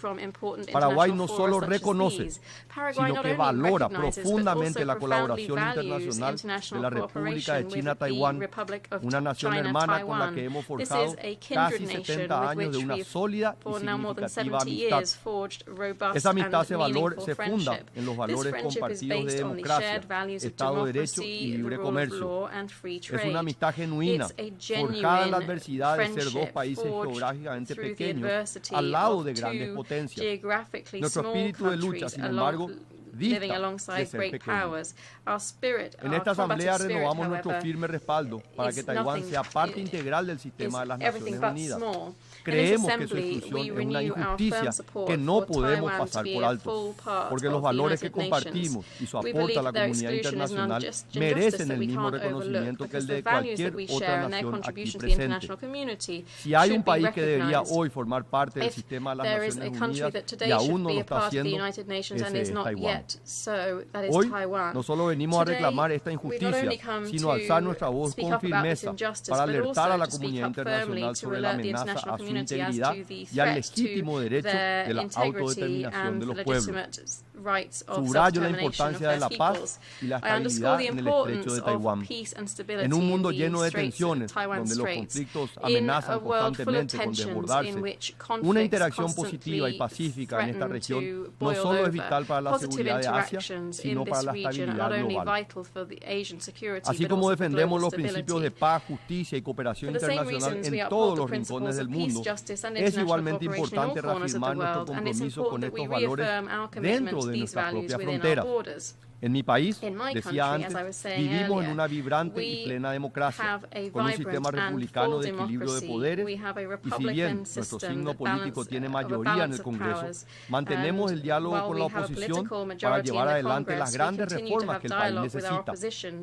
Estamos convencidos de que la democracia no puede ser vacía, debe ser una democracia con contenido y sobre todo con resultados.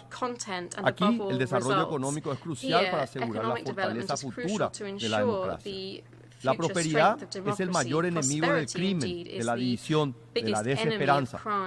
La política social más efectiva, siempre digo, es la prosperidad económica. Pero para que esa prosperidad llegue a todos, es necesario invertir en nuestro capital humano y generar las condiciones para que las familias salgan adelante a partir de su propio trabajo. Y aquí quiero citar dos de los programas que llevamos adelante desde mi gobierno. El primero, hambre cero en las escuelas. Una apuesta a erradicar en un 100% el hambre en niños en edad escolar, en el convencimiento de que con hambre no se puede aprender. Y el programa Cheroga Porá, que es la primera política de acceso a la vivienda del Paraguay, enfocada en la clase trabajadora, con cuotas de acceso a la misma al mismo precio de un alquiler, lo que permitirá a miles de familias paraguayas transformar un gasto mensual en un activo familiar. Ahora bien, no existe desarrollo sin seguridad. Ante esto, tanto a nivel nacional como internacional, es lógico adoptar una visión integral de la seguridad, con un sentido de cooperación entre las diferentes agencias nacionales e internacionales. Esta es mi visión como presidente de la República. Por último, seguiremos apostando a la institucionalidad y la transparencia como condiciones fundamentales para el desarrollo. La reciente obtención del grado de inversión por parte de Paraguay es un claro reflejo de un esfuerzo constante por fortalecer nuestras instituciones, sumado a una tradición de estabilidad económica que se ha consolidado a lo largo de ya varias décadas. Queridos amigos, el Paraguay quiere, puede y será un verdadero protagonista del escenario global. Estamos determinados a ocupar nuestro sitio. Paraguay es un país que cuenta con abundantes recursos naturales, un valioso capital humano y un enfoque decidido en la creación de cadenas de valor que promuevan una economía verde basadas en el desarrollo de tecnologías sostenibles. Nuestro país es un referente en la producción de energía limpia y renovable. La generación de energía hidroeléctrica no es solo un proyecto nacional, sino una iniciativa conjunta con nuestros vecinos que busca ser clave en la consecución de un mundo más desarrollado, más sostenible y libre de emisiones. Creo firmemente que el Paraguay es un ejemplo de que el desarrollo económico es enteramente compatible con la sostenibilidad ambiental. Paraguay comparte desafíos comunes con otros países en desarrollo sin litoral, los cuales serán abordados en el nuevo programa de acción en favor de los países en desarrollo sin litoral que se aprobará en Botswana este diciembre. Lejos de desalentarnos, vemos en estos desafíos una gran oportunidad. Estamos transformando nuestras dificultades en fortalezas, aprovechando nuestra ubicación geográfica como un punto estratégico. Nuestra posición en el corazón de América del Sur nos impulsa a ser el motor de la integración sudamericana. Con una visión clara, apostamos a convertirnos en el centro logístico de la región a través de la hidrovía Paraguay-Paraná y el corredor vial bioceánico sudamericano, que se perfilan como ejes claves para revitalizar y potenciar los bloques del Mercosur y la Alianza del Pacífico. A medida que consolidamos nuestra posición geográfica como un eje de integración regional y desarrollo logístico, es crucial que esta visión de crecimiento esté respaldada por una fuerte inversión en educación. El éxito de Paraguay dependerá de nuestra capacidad para preparar las futuras generaciones para el mundo globalizado y competitivo. Junto con la educación, la tecnología es una herramienta clave para el desarrollo y la inclusión social. Son muchos los desafíos que enfrentan nuestras naciones, pero sin duda sobresale aquí la cuestión de la aplicación ética de la inteligencia artificial y de los avances de la tecnología en general. La ley de Moore postula un crecimiento exponencial en el desarrollo de nuevas tecnologías que exigen de nosotros la creación de nuevos esquemas regulatorios que protejan a las personas, aptos para enfrentar un desafío que se aproxima con una velocidad que es difícil de asimilar. Estas nuevas técnicas como los sandboxes o la corregulación deben tener como un fin último el uso responsable de las tecnologías emergentes y la equidad en su aplicación. En Paraguay estamos profundamente comprometidos con la preservación de nuestro patrimonio cultural. Al fin de este año seremos anfitriones de la 19ª sesión del Comité Intergubernamental para la Salvaguardia del Patrimonio Cultural Inmaterial de la UNESCO, donde esperamos que la guaraña sea reconocida como patrimonio cultural inmaterial de la humanidad. Además, reafirmamos nuestro compromiso con la protección de los derechos fundamentales de todos sus ciudadanos, la familia y la vida humana desde la concepción, defendiendo los valores tradicionales que han hecho grande a nuestra nación. A pesar de haber sostenido una mirada crítica, debo confesar que soy un optimista incurable. Creo firmemente que nuestro futuro es brillante y está lleno de oportunidades. Creo, por tanto, en esos luminosos horizontes del porvenir, de los que hablaba antes. Si luchamos por un presente mejor, tendremos ya futuros llenos de luz y posibilidades. La defensa de los valores democráticos y el respeto por los derechos humanos deben continuar siendo nuestra guía. Es natural que tengamos diferencias políticas legítimas, pero hay principios que no pueden ser negociados. La democracia, el Estado de Derecho y el respeto irrestricto a los derechos humanos son pilares fundamentales. Aunque nuestras visiones políticas o ideológicas puedan ser distintas,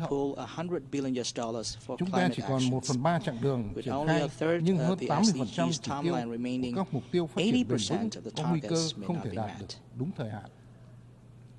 Kinh tế thế giới tăng trưởng khó khăn, xu hướng phân tách, phân mảnh và gây sức ép, trừng phạt kinh tế đe dọa đến sự phát triển nhanh bền vững. Cách mạng công nghiệp lần thứ tư mở ra cơ hội phát triển bứt phá trong đặt ra thách thức gắn liền với an ninh an toàn của xã hội but it also poses security and safety challenges for society and individuals.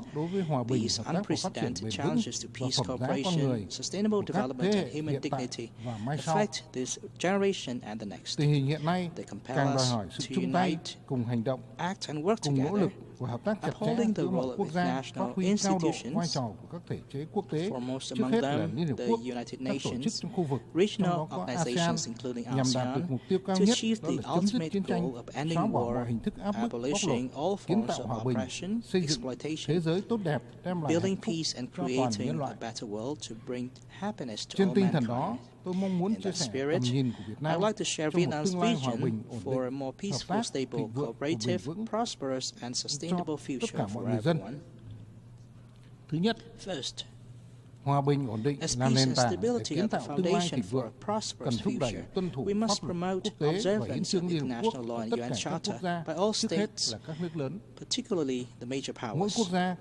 Each state must act responsibly, fulfill its commitments, and abide by international law and UN Charter, including fundamental principles such as the peaceful settlement of disputes, non-use of force, sovereign equality, territorial integrity, and respect for the political systems chosen by the people of each nation. States should also contribute to the common work of the international community in line with their capabilities. We must strengthen solidarity, sincerity, and trust among nations, uphold dialogue, eliminate confrontation, and firmly oppose unilateral embargoes and sanctions that contravene international and UN Charter. Second, we must ensure equitable development for every state, community, and individuals, and recognizing the diverse economic, social, and cultural conditions that they may have. Every resource must be effectively unleashed, marshaled, and utilized for development. According to each country's needs, we must prioritize resources where the most needed for implementing the SDGs, with attention to assisting developing and less developed countries, especially through preferential loans, transfer of advanced technologies, investment and trade facilitation, and debt relief for poor countries. And third, we should urgently create smart global governance frameworks, long-term vision for science and technology, especially emerging technologies like AI. This will ensure we make progress and enjoy the benefits of these technologies while actively preventing threats to peace, sustainable development, and humanity. In that connection, I welcome the documents adopted at the Summit for the Future, especially the Global Digital Compact. This will serve as a crucial basis for advancing global governance and international cooperation in those areas. Fourth, we should adopt innovative thinking to build a transformative future across all sectors, focusing on digital transformation, green transition, and global governance transformation. Green transition and digital transformation are essential tools for countries, especially developing ones, to build resilience and self-reliance, enabling a timely and active prevention of and response to shocks, crises, and potential disasters. We must also prioritize reforming multilateral mechanisms, especially the UN system, international financial and monetary institutions, to ensure better representation, equity, and transparency. Enhancing the capacity, effectiveness, and future readiness is essential for remaining relevant in a changing world. And fifth, we must place human at the center in delivering on our visions. People should be the center, the goal, and driver of all policies and actions at all levels. And investments should focus on the holistic development of the youth, enriching their knowledge and culture, grounded in shared values and a sense of responsibility and contribution. Vietnam welcomes the UNGA's official decision to grant additional rights and privilege participation to the State of Palestine from this session onwards. Vietnam reaffirms its solidarity with the State and people of Cuba and calls on the United States to lift embargoes and sanctions against Cuba and to remove Cuba from the list of state sponsors of terrorism.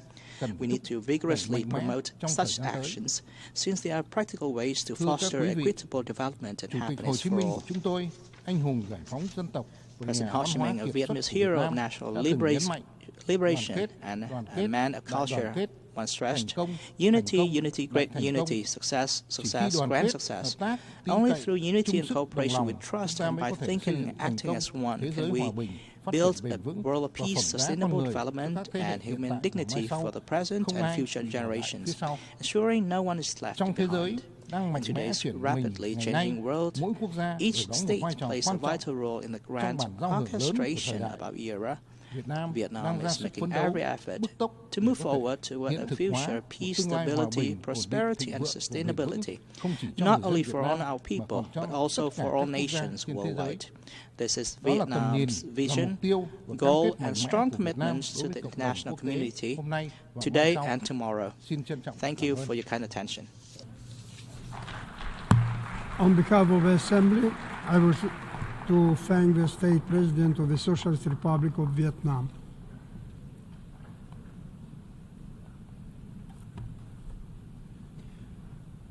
The Assembly will hear an address by His Excellency Andrzej Duda, President of the Republic of Poland. I request protocol to escort His Excellency and invite him to address the Assembly.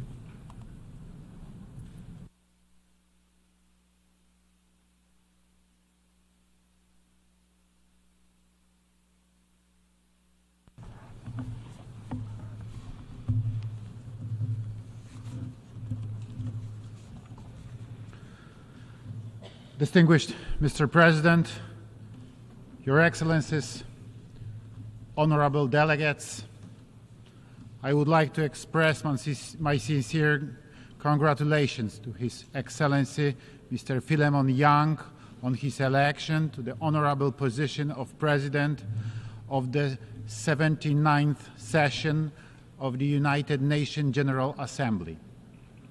Poland fully supports your mission, sir, and wishes you every success. I also extend my thanks to His Excellency Mr. Denis Francis for his effective presidency during the previous 78th session. Mr. President, ladies and gentlemen, I'm honored to address the United Nations General Assembly for the 10th time as the President of Poland. All the more so because today we are facing huge global challenges that require our solidarity, cooperation, and determination. Our presence here reminds us of the mission for the fulfillment of which the United Nations was established after the terrible tragedy of the World War II, to prevent further conflicts and ensure world peace. This year marks the 85th anniversary of the beginning of that massive conflict, the conflict which claimed millions of lives. It was Poland which became its first victim. On September the 1st, 1939, Nazi Germany attacked my homeland, starting World War II. 2 weeks later, on September the 17th, the Soviet Union also invaded my country.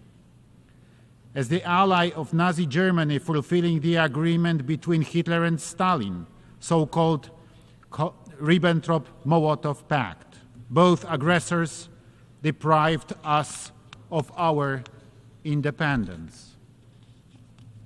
Poland found itself in the midst of the brutal occupation of two totalitarianisms, becoming a witness and victim of war crimes that forever left a mark on our nation's and world's history. In my country, we know very well what war is, and we know what drama and suffering it brings. That is why Poland has always been a strong advocate of measures which aim to preventing conflicts and ensuring peace in the world. Our history and experiences incline us to constantly recall the need to respect international law and protect the sovereignty of states. Ladies and gentlemen, today we are facing yet again an extremely serious threat to global security. For the past 2.5 years, we have seen Russia's brutal aggression against neighboring Ukraine. This is a flagrant violation of fundamental norms of international law, such as the prohibition of the use of force in international relations. This unprovoked aggression is destabilizing the region and posing a direct threat to the global order and security. We cannot allow this war to turn into another frozen conflict. This is the most important task for the future.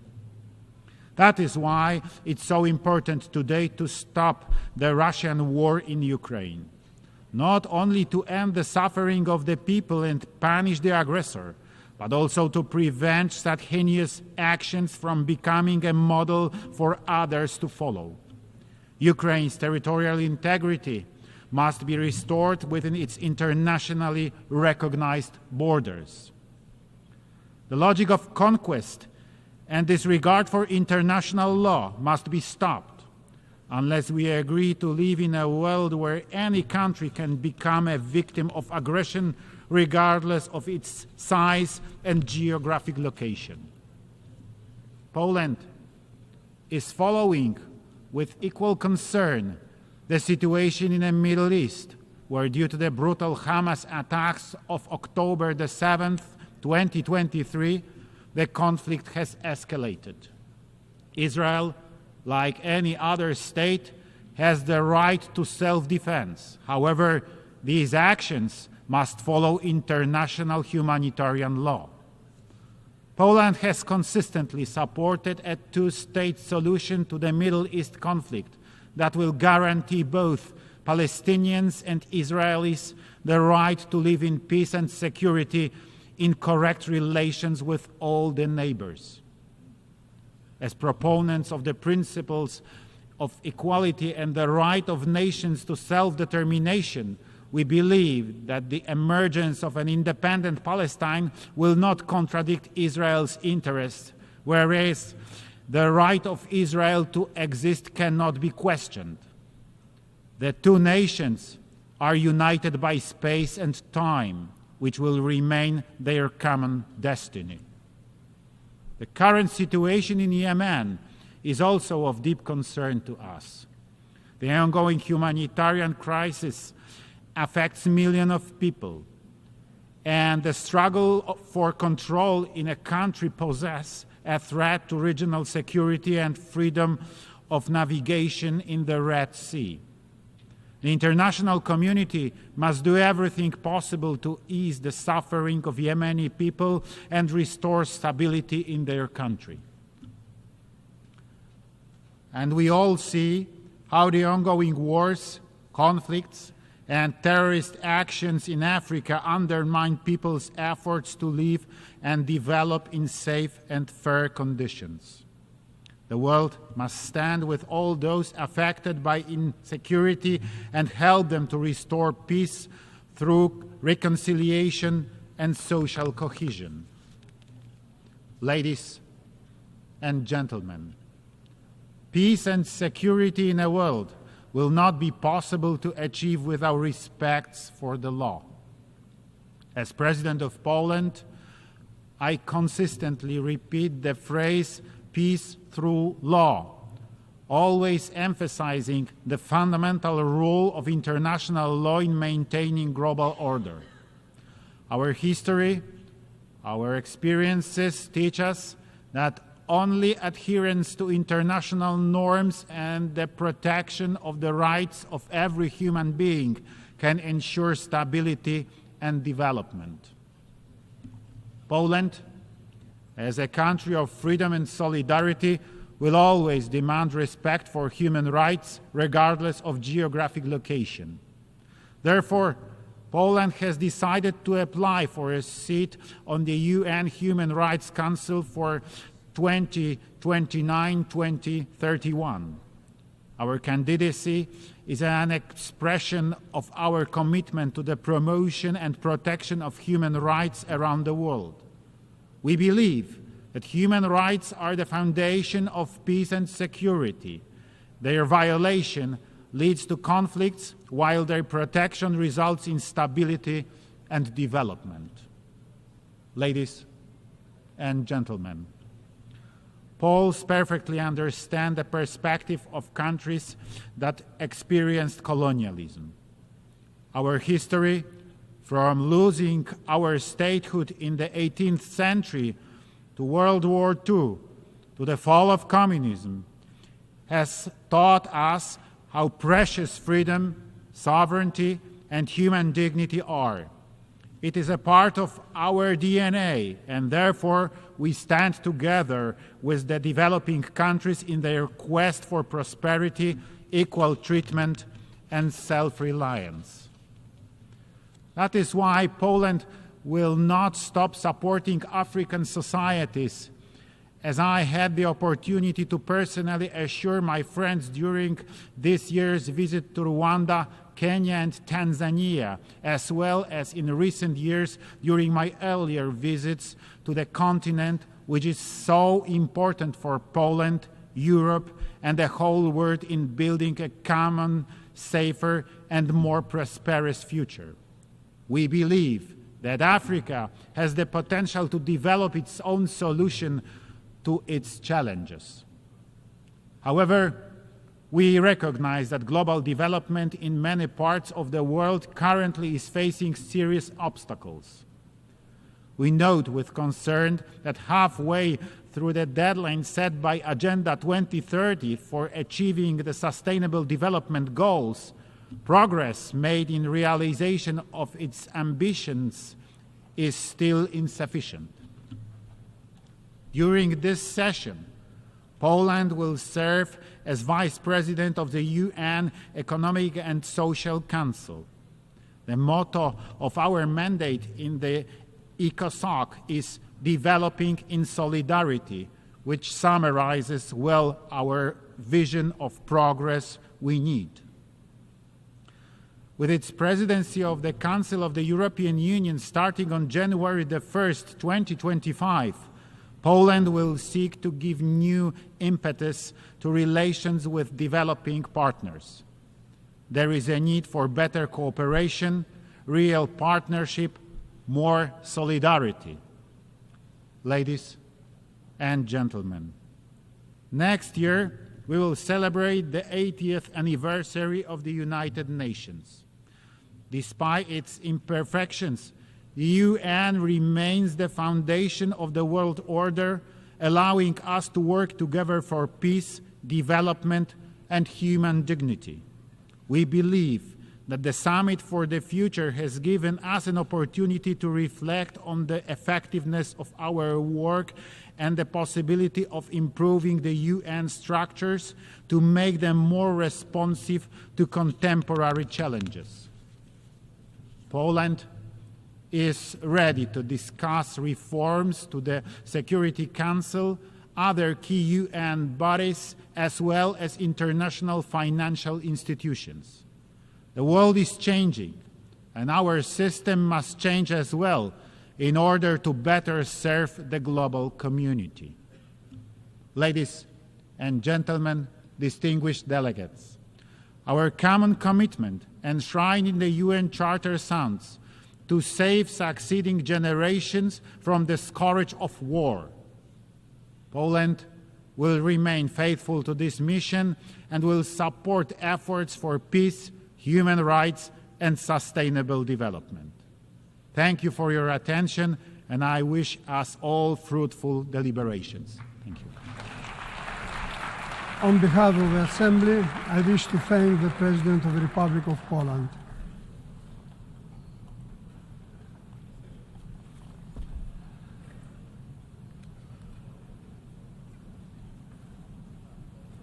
The Assembly will hear an address by His Serene Highness Prince Albert II, Sovereign Prince of Monaco. I request protocol to escort His Serene Highness and invite him to address the Assembly.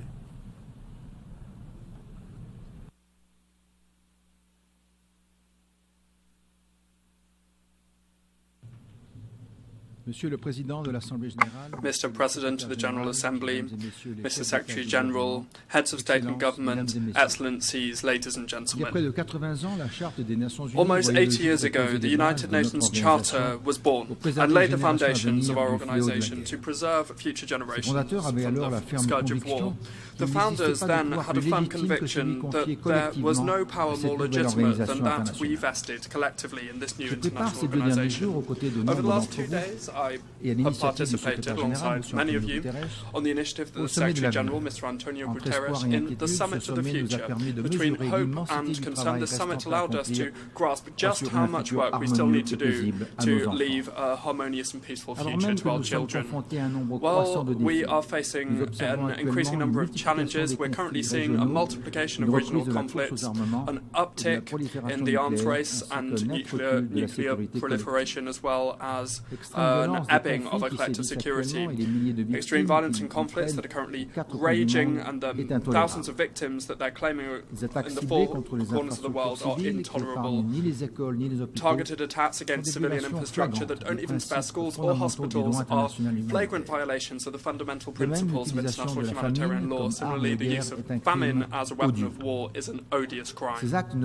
These acts must not go unpunished. Whatever the conflict or the continent that it is taking place on, international justice must establish the crimes and prosecute those responsible. This is absolutely essential to build a just and lasting peace. The partition of the world that we're seeing currently is very concerning. Now should not be the time for war or division, but rather for building coalitions, for concrete actions, ramping up cooperation, solidarity, helping each other, and engaging in dialogue. My country's conviction has always been that the way of multilateralism is the only way possible. The UN is at the heart of multilateralism, and it's incumbent upon us to do everything we can to implement the roadmap that we adopted collectively. As we committed last year at the summit on the SDGs and yesterday at the summit of the future, we must move away from the way of destruction and focus on the way that leads to prosperity. The new agenda for peace is blazing a trail for us to show more solidarity and to establish trust. The milestones that have already been put down, and they are showing us the way to go. The 4th UN Conference on Financing for Development that will take place next year compels us to rethink the international financial architecture and to help countries to undertake more sustainable and inclusive development. The World Social Summit that will also take place next year should give us the necessary driving force for more social justice and to contribute to fighting poverty, which is number one of the Sustainable Development Goals. Sustainable development as a whole will not be achieved, and it will not achieve the desired results if we do not include women and girls.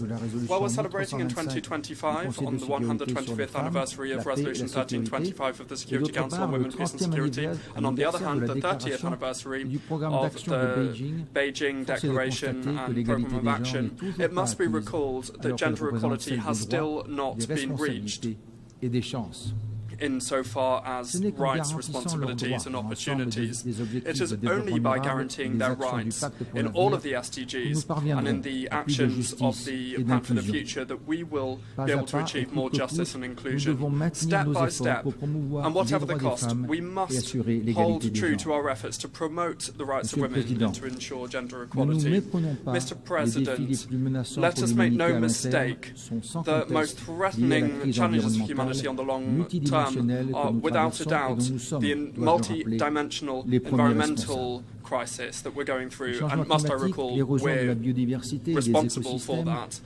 Climate change, the erosion of biodiversity and ecosystems, as well as the huge amount of pollution that is affecting both the land and the ocean, the cradles of life, are turning upside down the daily lives of millions of people and causing considerable economic loss. In the face of this tragedy of the commons, we cannot show any doubt or dejection. We must be clear-headed when it comes to all of the things we must do, and we must be optimistic when it comes to the future. Indeed, We now have several international instruments, major ones, that must guide us when navigating this storm. We have the Paris Agreement, the Global Framework for Biodiversity of Kunming-Montreal, and the BBNJ Agreement, and I hope that a new international agreement will come about as well on plastic pollution in the world. These crises require coordinated response, and when we participate in the different international fora over the next few months, let us bear this in mind and engage in unified and concerted action. In Colombia, first of all, we have the COP16 of the UN Conference on Biodiversity, where we have high hopes to deal with the challenges to implement the plan for biodiversity and to deliver our 2050 vision, living in harmony with nature.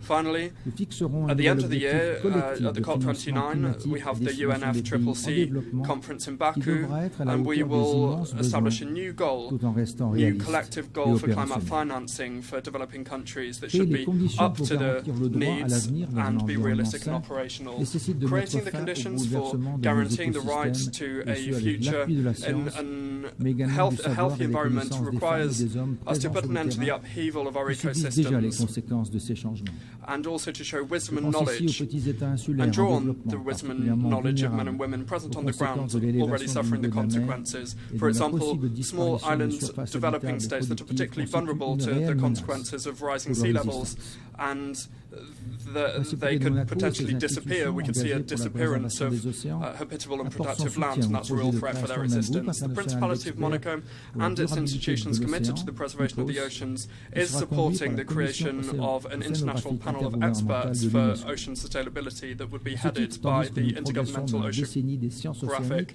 Commission of UNESCO. In this regard, we call upon all states to ramp up the process to ratify the BBNJ agreement coming into force in 2025, which is an important year for the planet, with France hosting the third UN conference on the oceans in Nice. This conference should enable us to ramp up our actions and to mobilize all stakeholders to provide lasting solutions that we need for the ocean to overcome the challenges we face. The blue economy is also playing a key role, and the Principality intends to collaborate actively by hosting in June 2025 the Blue Economy and Finance Forum.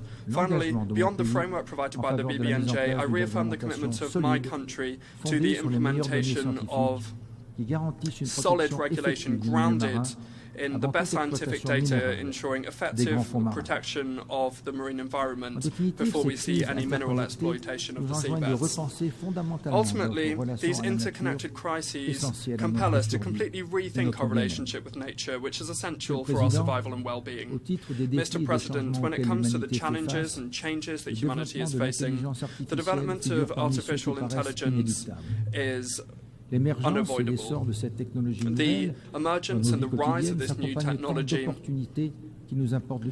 is accompanied by so many opportunities for our daily lives, but it also comes with dangers, and we must deal with these. The Principality of Monaco is committed to seizing the possibilities provided by safe, secure and trustworthy artificial intelligence systems for sustainable development. Indeed, the staggering technological progress that we're seeing can help to increase development, as well as it could provide fertile ground for organised crime and terrorism. So it's incumbent upon the international community now to establish the right regulations imposing ethical use of this technology that respects human rights and fundamental freedoms and ensure that it is not used or diverted for military or terrorist purposes. Further, disinformation today is one of the most insidious dangers for our societies. It is spreading rapidly, fed by social networks and digital platforms, sowing confusion and eroding trust in institutions and media. The consequences of this manipulation of information are grave, and they can include the destabilization of our states and the exacerbation of international tensions. It is therefore essential to bolster verification mechanisms, fact verification mechanisms, to protect the truth and to preserve the health of our democracies. Mr. President, we have the tools we need, whether they be legal, technological or scientific, to bring lasting and effective solutions to our contemporary challenges. The Pact for the Future and the 80th anniversary of the UN in 2025 offer us up an historic and unique opportunity to make progress in the intergovernmental process to reform the Security Council, to make our organisation more inclusive and representative of current realities in order to resolve the crises that we face. While the Olympic Games and Paralympic Games in Paris were a resounding success, the athletes showed us that efforts and perseverance, including in adversity, lead to victory. They gave us a lesson of humility by teaching us that while victory is the ultimate goal, the journey and good competition are equally as important accomplishments. Let us therefore commit together with a sense of determination to the process that we have defined, step by step. Let us overcome the obstacles without ever losing sight of our goal, which is to preserve peace between nations and to guarantee the well-being of the peoples of the United Nations. Thank you for your attention. On behalf of the Assembly, I wish to thank the Sovereign Prince of Monaco.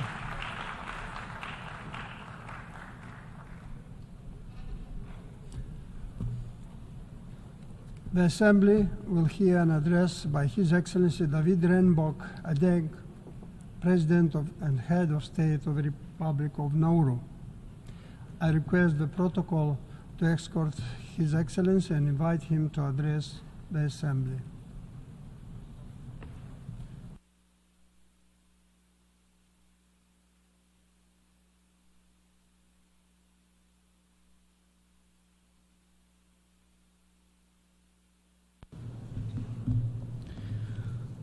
Mr. President, Mr. Secretary General, Excellencies and distinguished delegates. As the President of the Republic of Nauru, a small island nation with a vision for a more equitable and sustainable future, I bring you warm greetings from the government and the people of Nauru. In this 79th session of the United Nations General Assembly, we gather at a time of unprecedented global challenge and opportunity. As we navigate the complexities of the 21st century, Nauru remains committed to the principles of sovereignty, self-determination and international cooperation that have guided our collective progress since the UN's founding. Mr. President, as a nation surrounded by the ocean, Nauru has a vested interest in the responsible stewardship of the ocean's marine resources. We have been at the forefront of international efforts to protect and sustainably use the ocean's resources, including developing and adopting the BBNJ agreement and exploring the wealth of the deep seabed's mineral resources in line with our objectives under the 2050 Blue Pacific Strategy. The greatest risk we face is not the potential environmental impacts of mineral recovery, but the risk of inaction. There is a risk of failing to seize the opportunity to transform to renewable energy and to decarbonize our planet. We cannot let fear and misinformation hold us back. Instead, we must use the knowledge we have gathered wisely to ensure that deep-sea mineral recovery, under the principle of the common heritage of mankind, does not compromise the integrity of our marine environment. This is not just an economic opportunity, it is an environmental imperative. We therefore call on the international community not to ignore the science and progress we have made. Instead, we urge you and the International Seabed Authority Council to work with us to establish and adopt robust regulations necessary for the conservation and sustainable use of marine resources. We have the science, we have the technology, and we have the imperative. Let us rise to the challenge and opportunity before us, employing our investments for the good of all, and let the time for action be now. Mr. President, Nauru's story is not one of despair, but of resilience. Our people have thrived for centuries, living in harmony with the land and the sea. Today we adapt, we innovate, and we persevere. We are exploring new frontiers because even as we fight against the effects of climate change, we must also adapt to the reality that is upon us. Through initiatives like the Higher Ground Project, we are reclaiming land, strengthening our infrastructure, and securing our future. Adaptation initiatives to address modern challenges and concerns demand more than technical expertise. They require substantial financial resources, which is an ongoing struggle. When it comes to climate finance, we are too often relegated to the back of the queue. We must also address the critical issue of access to basic financial services. For nations like Nauru, equitable access to banking is not merely a convenience, it is a lifeline. Yet we face the growing threat of de-risking and the loss of correspondent banking relationships. This challenge transcends financial concerns. It strikes at the heart of our sovereignty and our dignity. Our nation's struggles cannot be measured by income alone. We are vulnerable in myriad ways, and the global financial system must evolve to reflect this complex reality. We are encouraged by the recent adoption of the Multidimensional Vulnerability Index, or the MVI, and we further call upon the World Bank, IMF, IFI, and MDBs to integrate the MVI into their frameworks. It is not just another statistic, it is a tool that provides a more accurate picture of our national circumstances, our strengths, our challenges, our potential. Mr. President, one of the most pressing issues of our time is the rising tensions between global powers. Nauru has long believed in the importance of maintaining good relations with all nations, great and small. We are friends to all and enemies to none, guided by our national motto, God's will first. Our restored diplomatic relations with the People's Republic of China are a testament that even the largest and the smallest of countries can find common ground and work towards mutual benefit. Nauru is proud of our strong and growing relationship with China, and I take this opportunity to further commend their recent agreements with Japan on the ocean discharge of Fukushima nuclear contaminated water. This historic accord represents a significant step towards addressing a pressing issue of global concern. Mr. President, as a staunch friend, we continue to call for an immediate and unconditional end to the decades-long embargo imposed on Cuba. As we know, conflicts and tensions persist across many regions of the world. In our, in our shared pursuit of progress and prosperity, it is crucial to acknowledge that conflict impedes growth and undermines community stability. Therefore, we must intensify our efforts to foster peace and development free from the shadow of conflict. Let us reaffirm our commitment to building bridges of understanding, nurturing empathy, and promoting reconciliation. We must understand that peace and development are not separate entities, but intertwined pillars of human progress. Peace creates an environment where individuals can thrive, communities flourish, and nations prosper. In the absence of conflict, societies can better allocate resources to education, healthcare, infrastructure, and sustainable economic growth, fostering the advancement of all people. Let's work together towards a future where everyone can live with dignity, harmony, and opportunity, leaving behind a legacy of peace for generations. By prioritizing conflict resolution, we pave the way for resilience, progress, and shared prosperity. We must focus on building bridges, not walls, and work towards a more integrated, connected world. Inclusivity and engagement are vital as we strive for full economic and financial participation, ensuring that no country, large or small, regardless of its development status, is left behind. This is a call for collective action, a call we must all heed for the sake of our shared future. The UN Security Council reform, long overdue, must reflect the geopolitical realities of the 21st century. It is evident that the current structure of the UN Security Council has been a subject of debate, with legitimate concerns about representation, effectiveness, and the ability to address contemporary security issues. The imperative for peaceful resolutions and pursuing lasting peace in conflict-affected regions further underscores the critical need for a reformed and strengthened UN Security Council. Let us be the leaders who bring about a new era of peace and reconciliation. In our pursuit against climate change, We continue to call on the UNSG to appoint a special representative on climate and security. We are pleased to endorse the call for a fossil fuel non-proliferation treaty, and we urge countries to back this initiative for a sustainable and equitable future.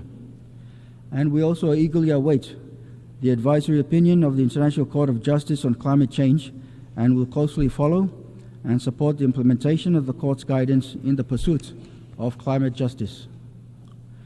Nauru is pleased to welcome the Pact of the Future's ambition, yet we are disappointed in the removal of Action 21. My delegation, alongside members from the Group of Friends on Climate and Security, advocated for its inclusion to address the security threats posed by the climate crisis. Removal of Action 21 was a non-negotiable issue, and despite our flexibility to compromise, it is vital to stress the gravity of our decision. Mr. President, before I conclude, I call on the following. To the developed nations, we say, recognize your historical responsibility for emissions and honor your obligations under the Paris Agreement. Provide the climate finance and technology transfer you have promised. Support our efforts to transition to renewable energy, to enhance our climate resilience, and to protect our biodiversity. And to those who seek to block our efforts in sourcing renewable energy resources, do not dismiss the potential of deep-sea minerals outright. Do not ignore the science and the progress we have made. Instead, work with us to establish the robust regulations necessary for responsible mining. In line with this year's theme, we must accelerate our efforts without delay, because the climate crisis will not wait for us to get our acts together. To our fellow developing nations, we extend our hand in solidarity. Let us share knowledge, resources, and solutions. Let us amplify our collective voice, for in unity there is strength. And to the United Nations, we call upon you to fulfill your founding promise. Be a bastion of multilateralism, the resolute champion of the vulnerable, and the bold catalyst for the transformative change our world so desperately needs. Mr. President, I conclude my remarks by reminding us that leaving no one behind is not a mere platitude. It is a moral imperative. It is a call to action, a reminder that our fates are intertwined, and the advancement of all hinges on the advancement of the least among us.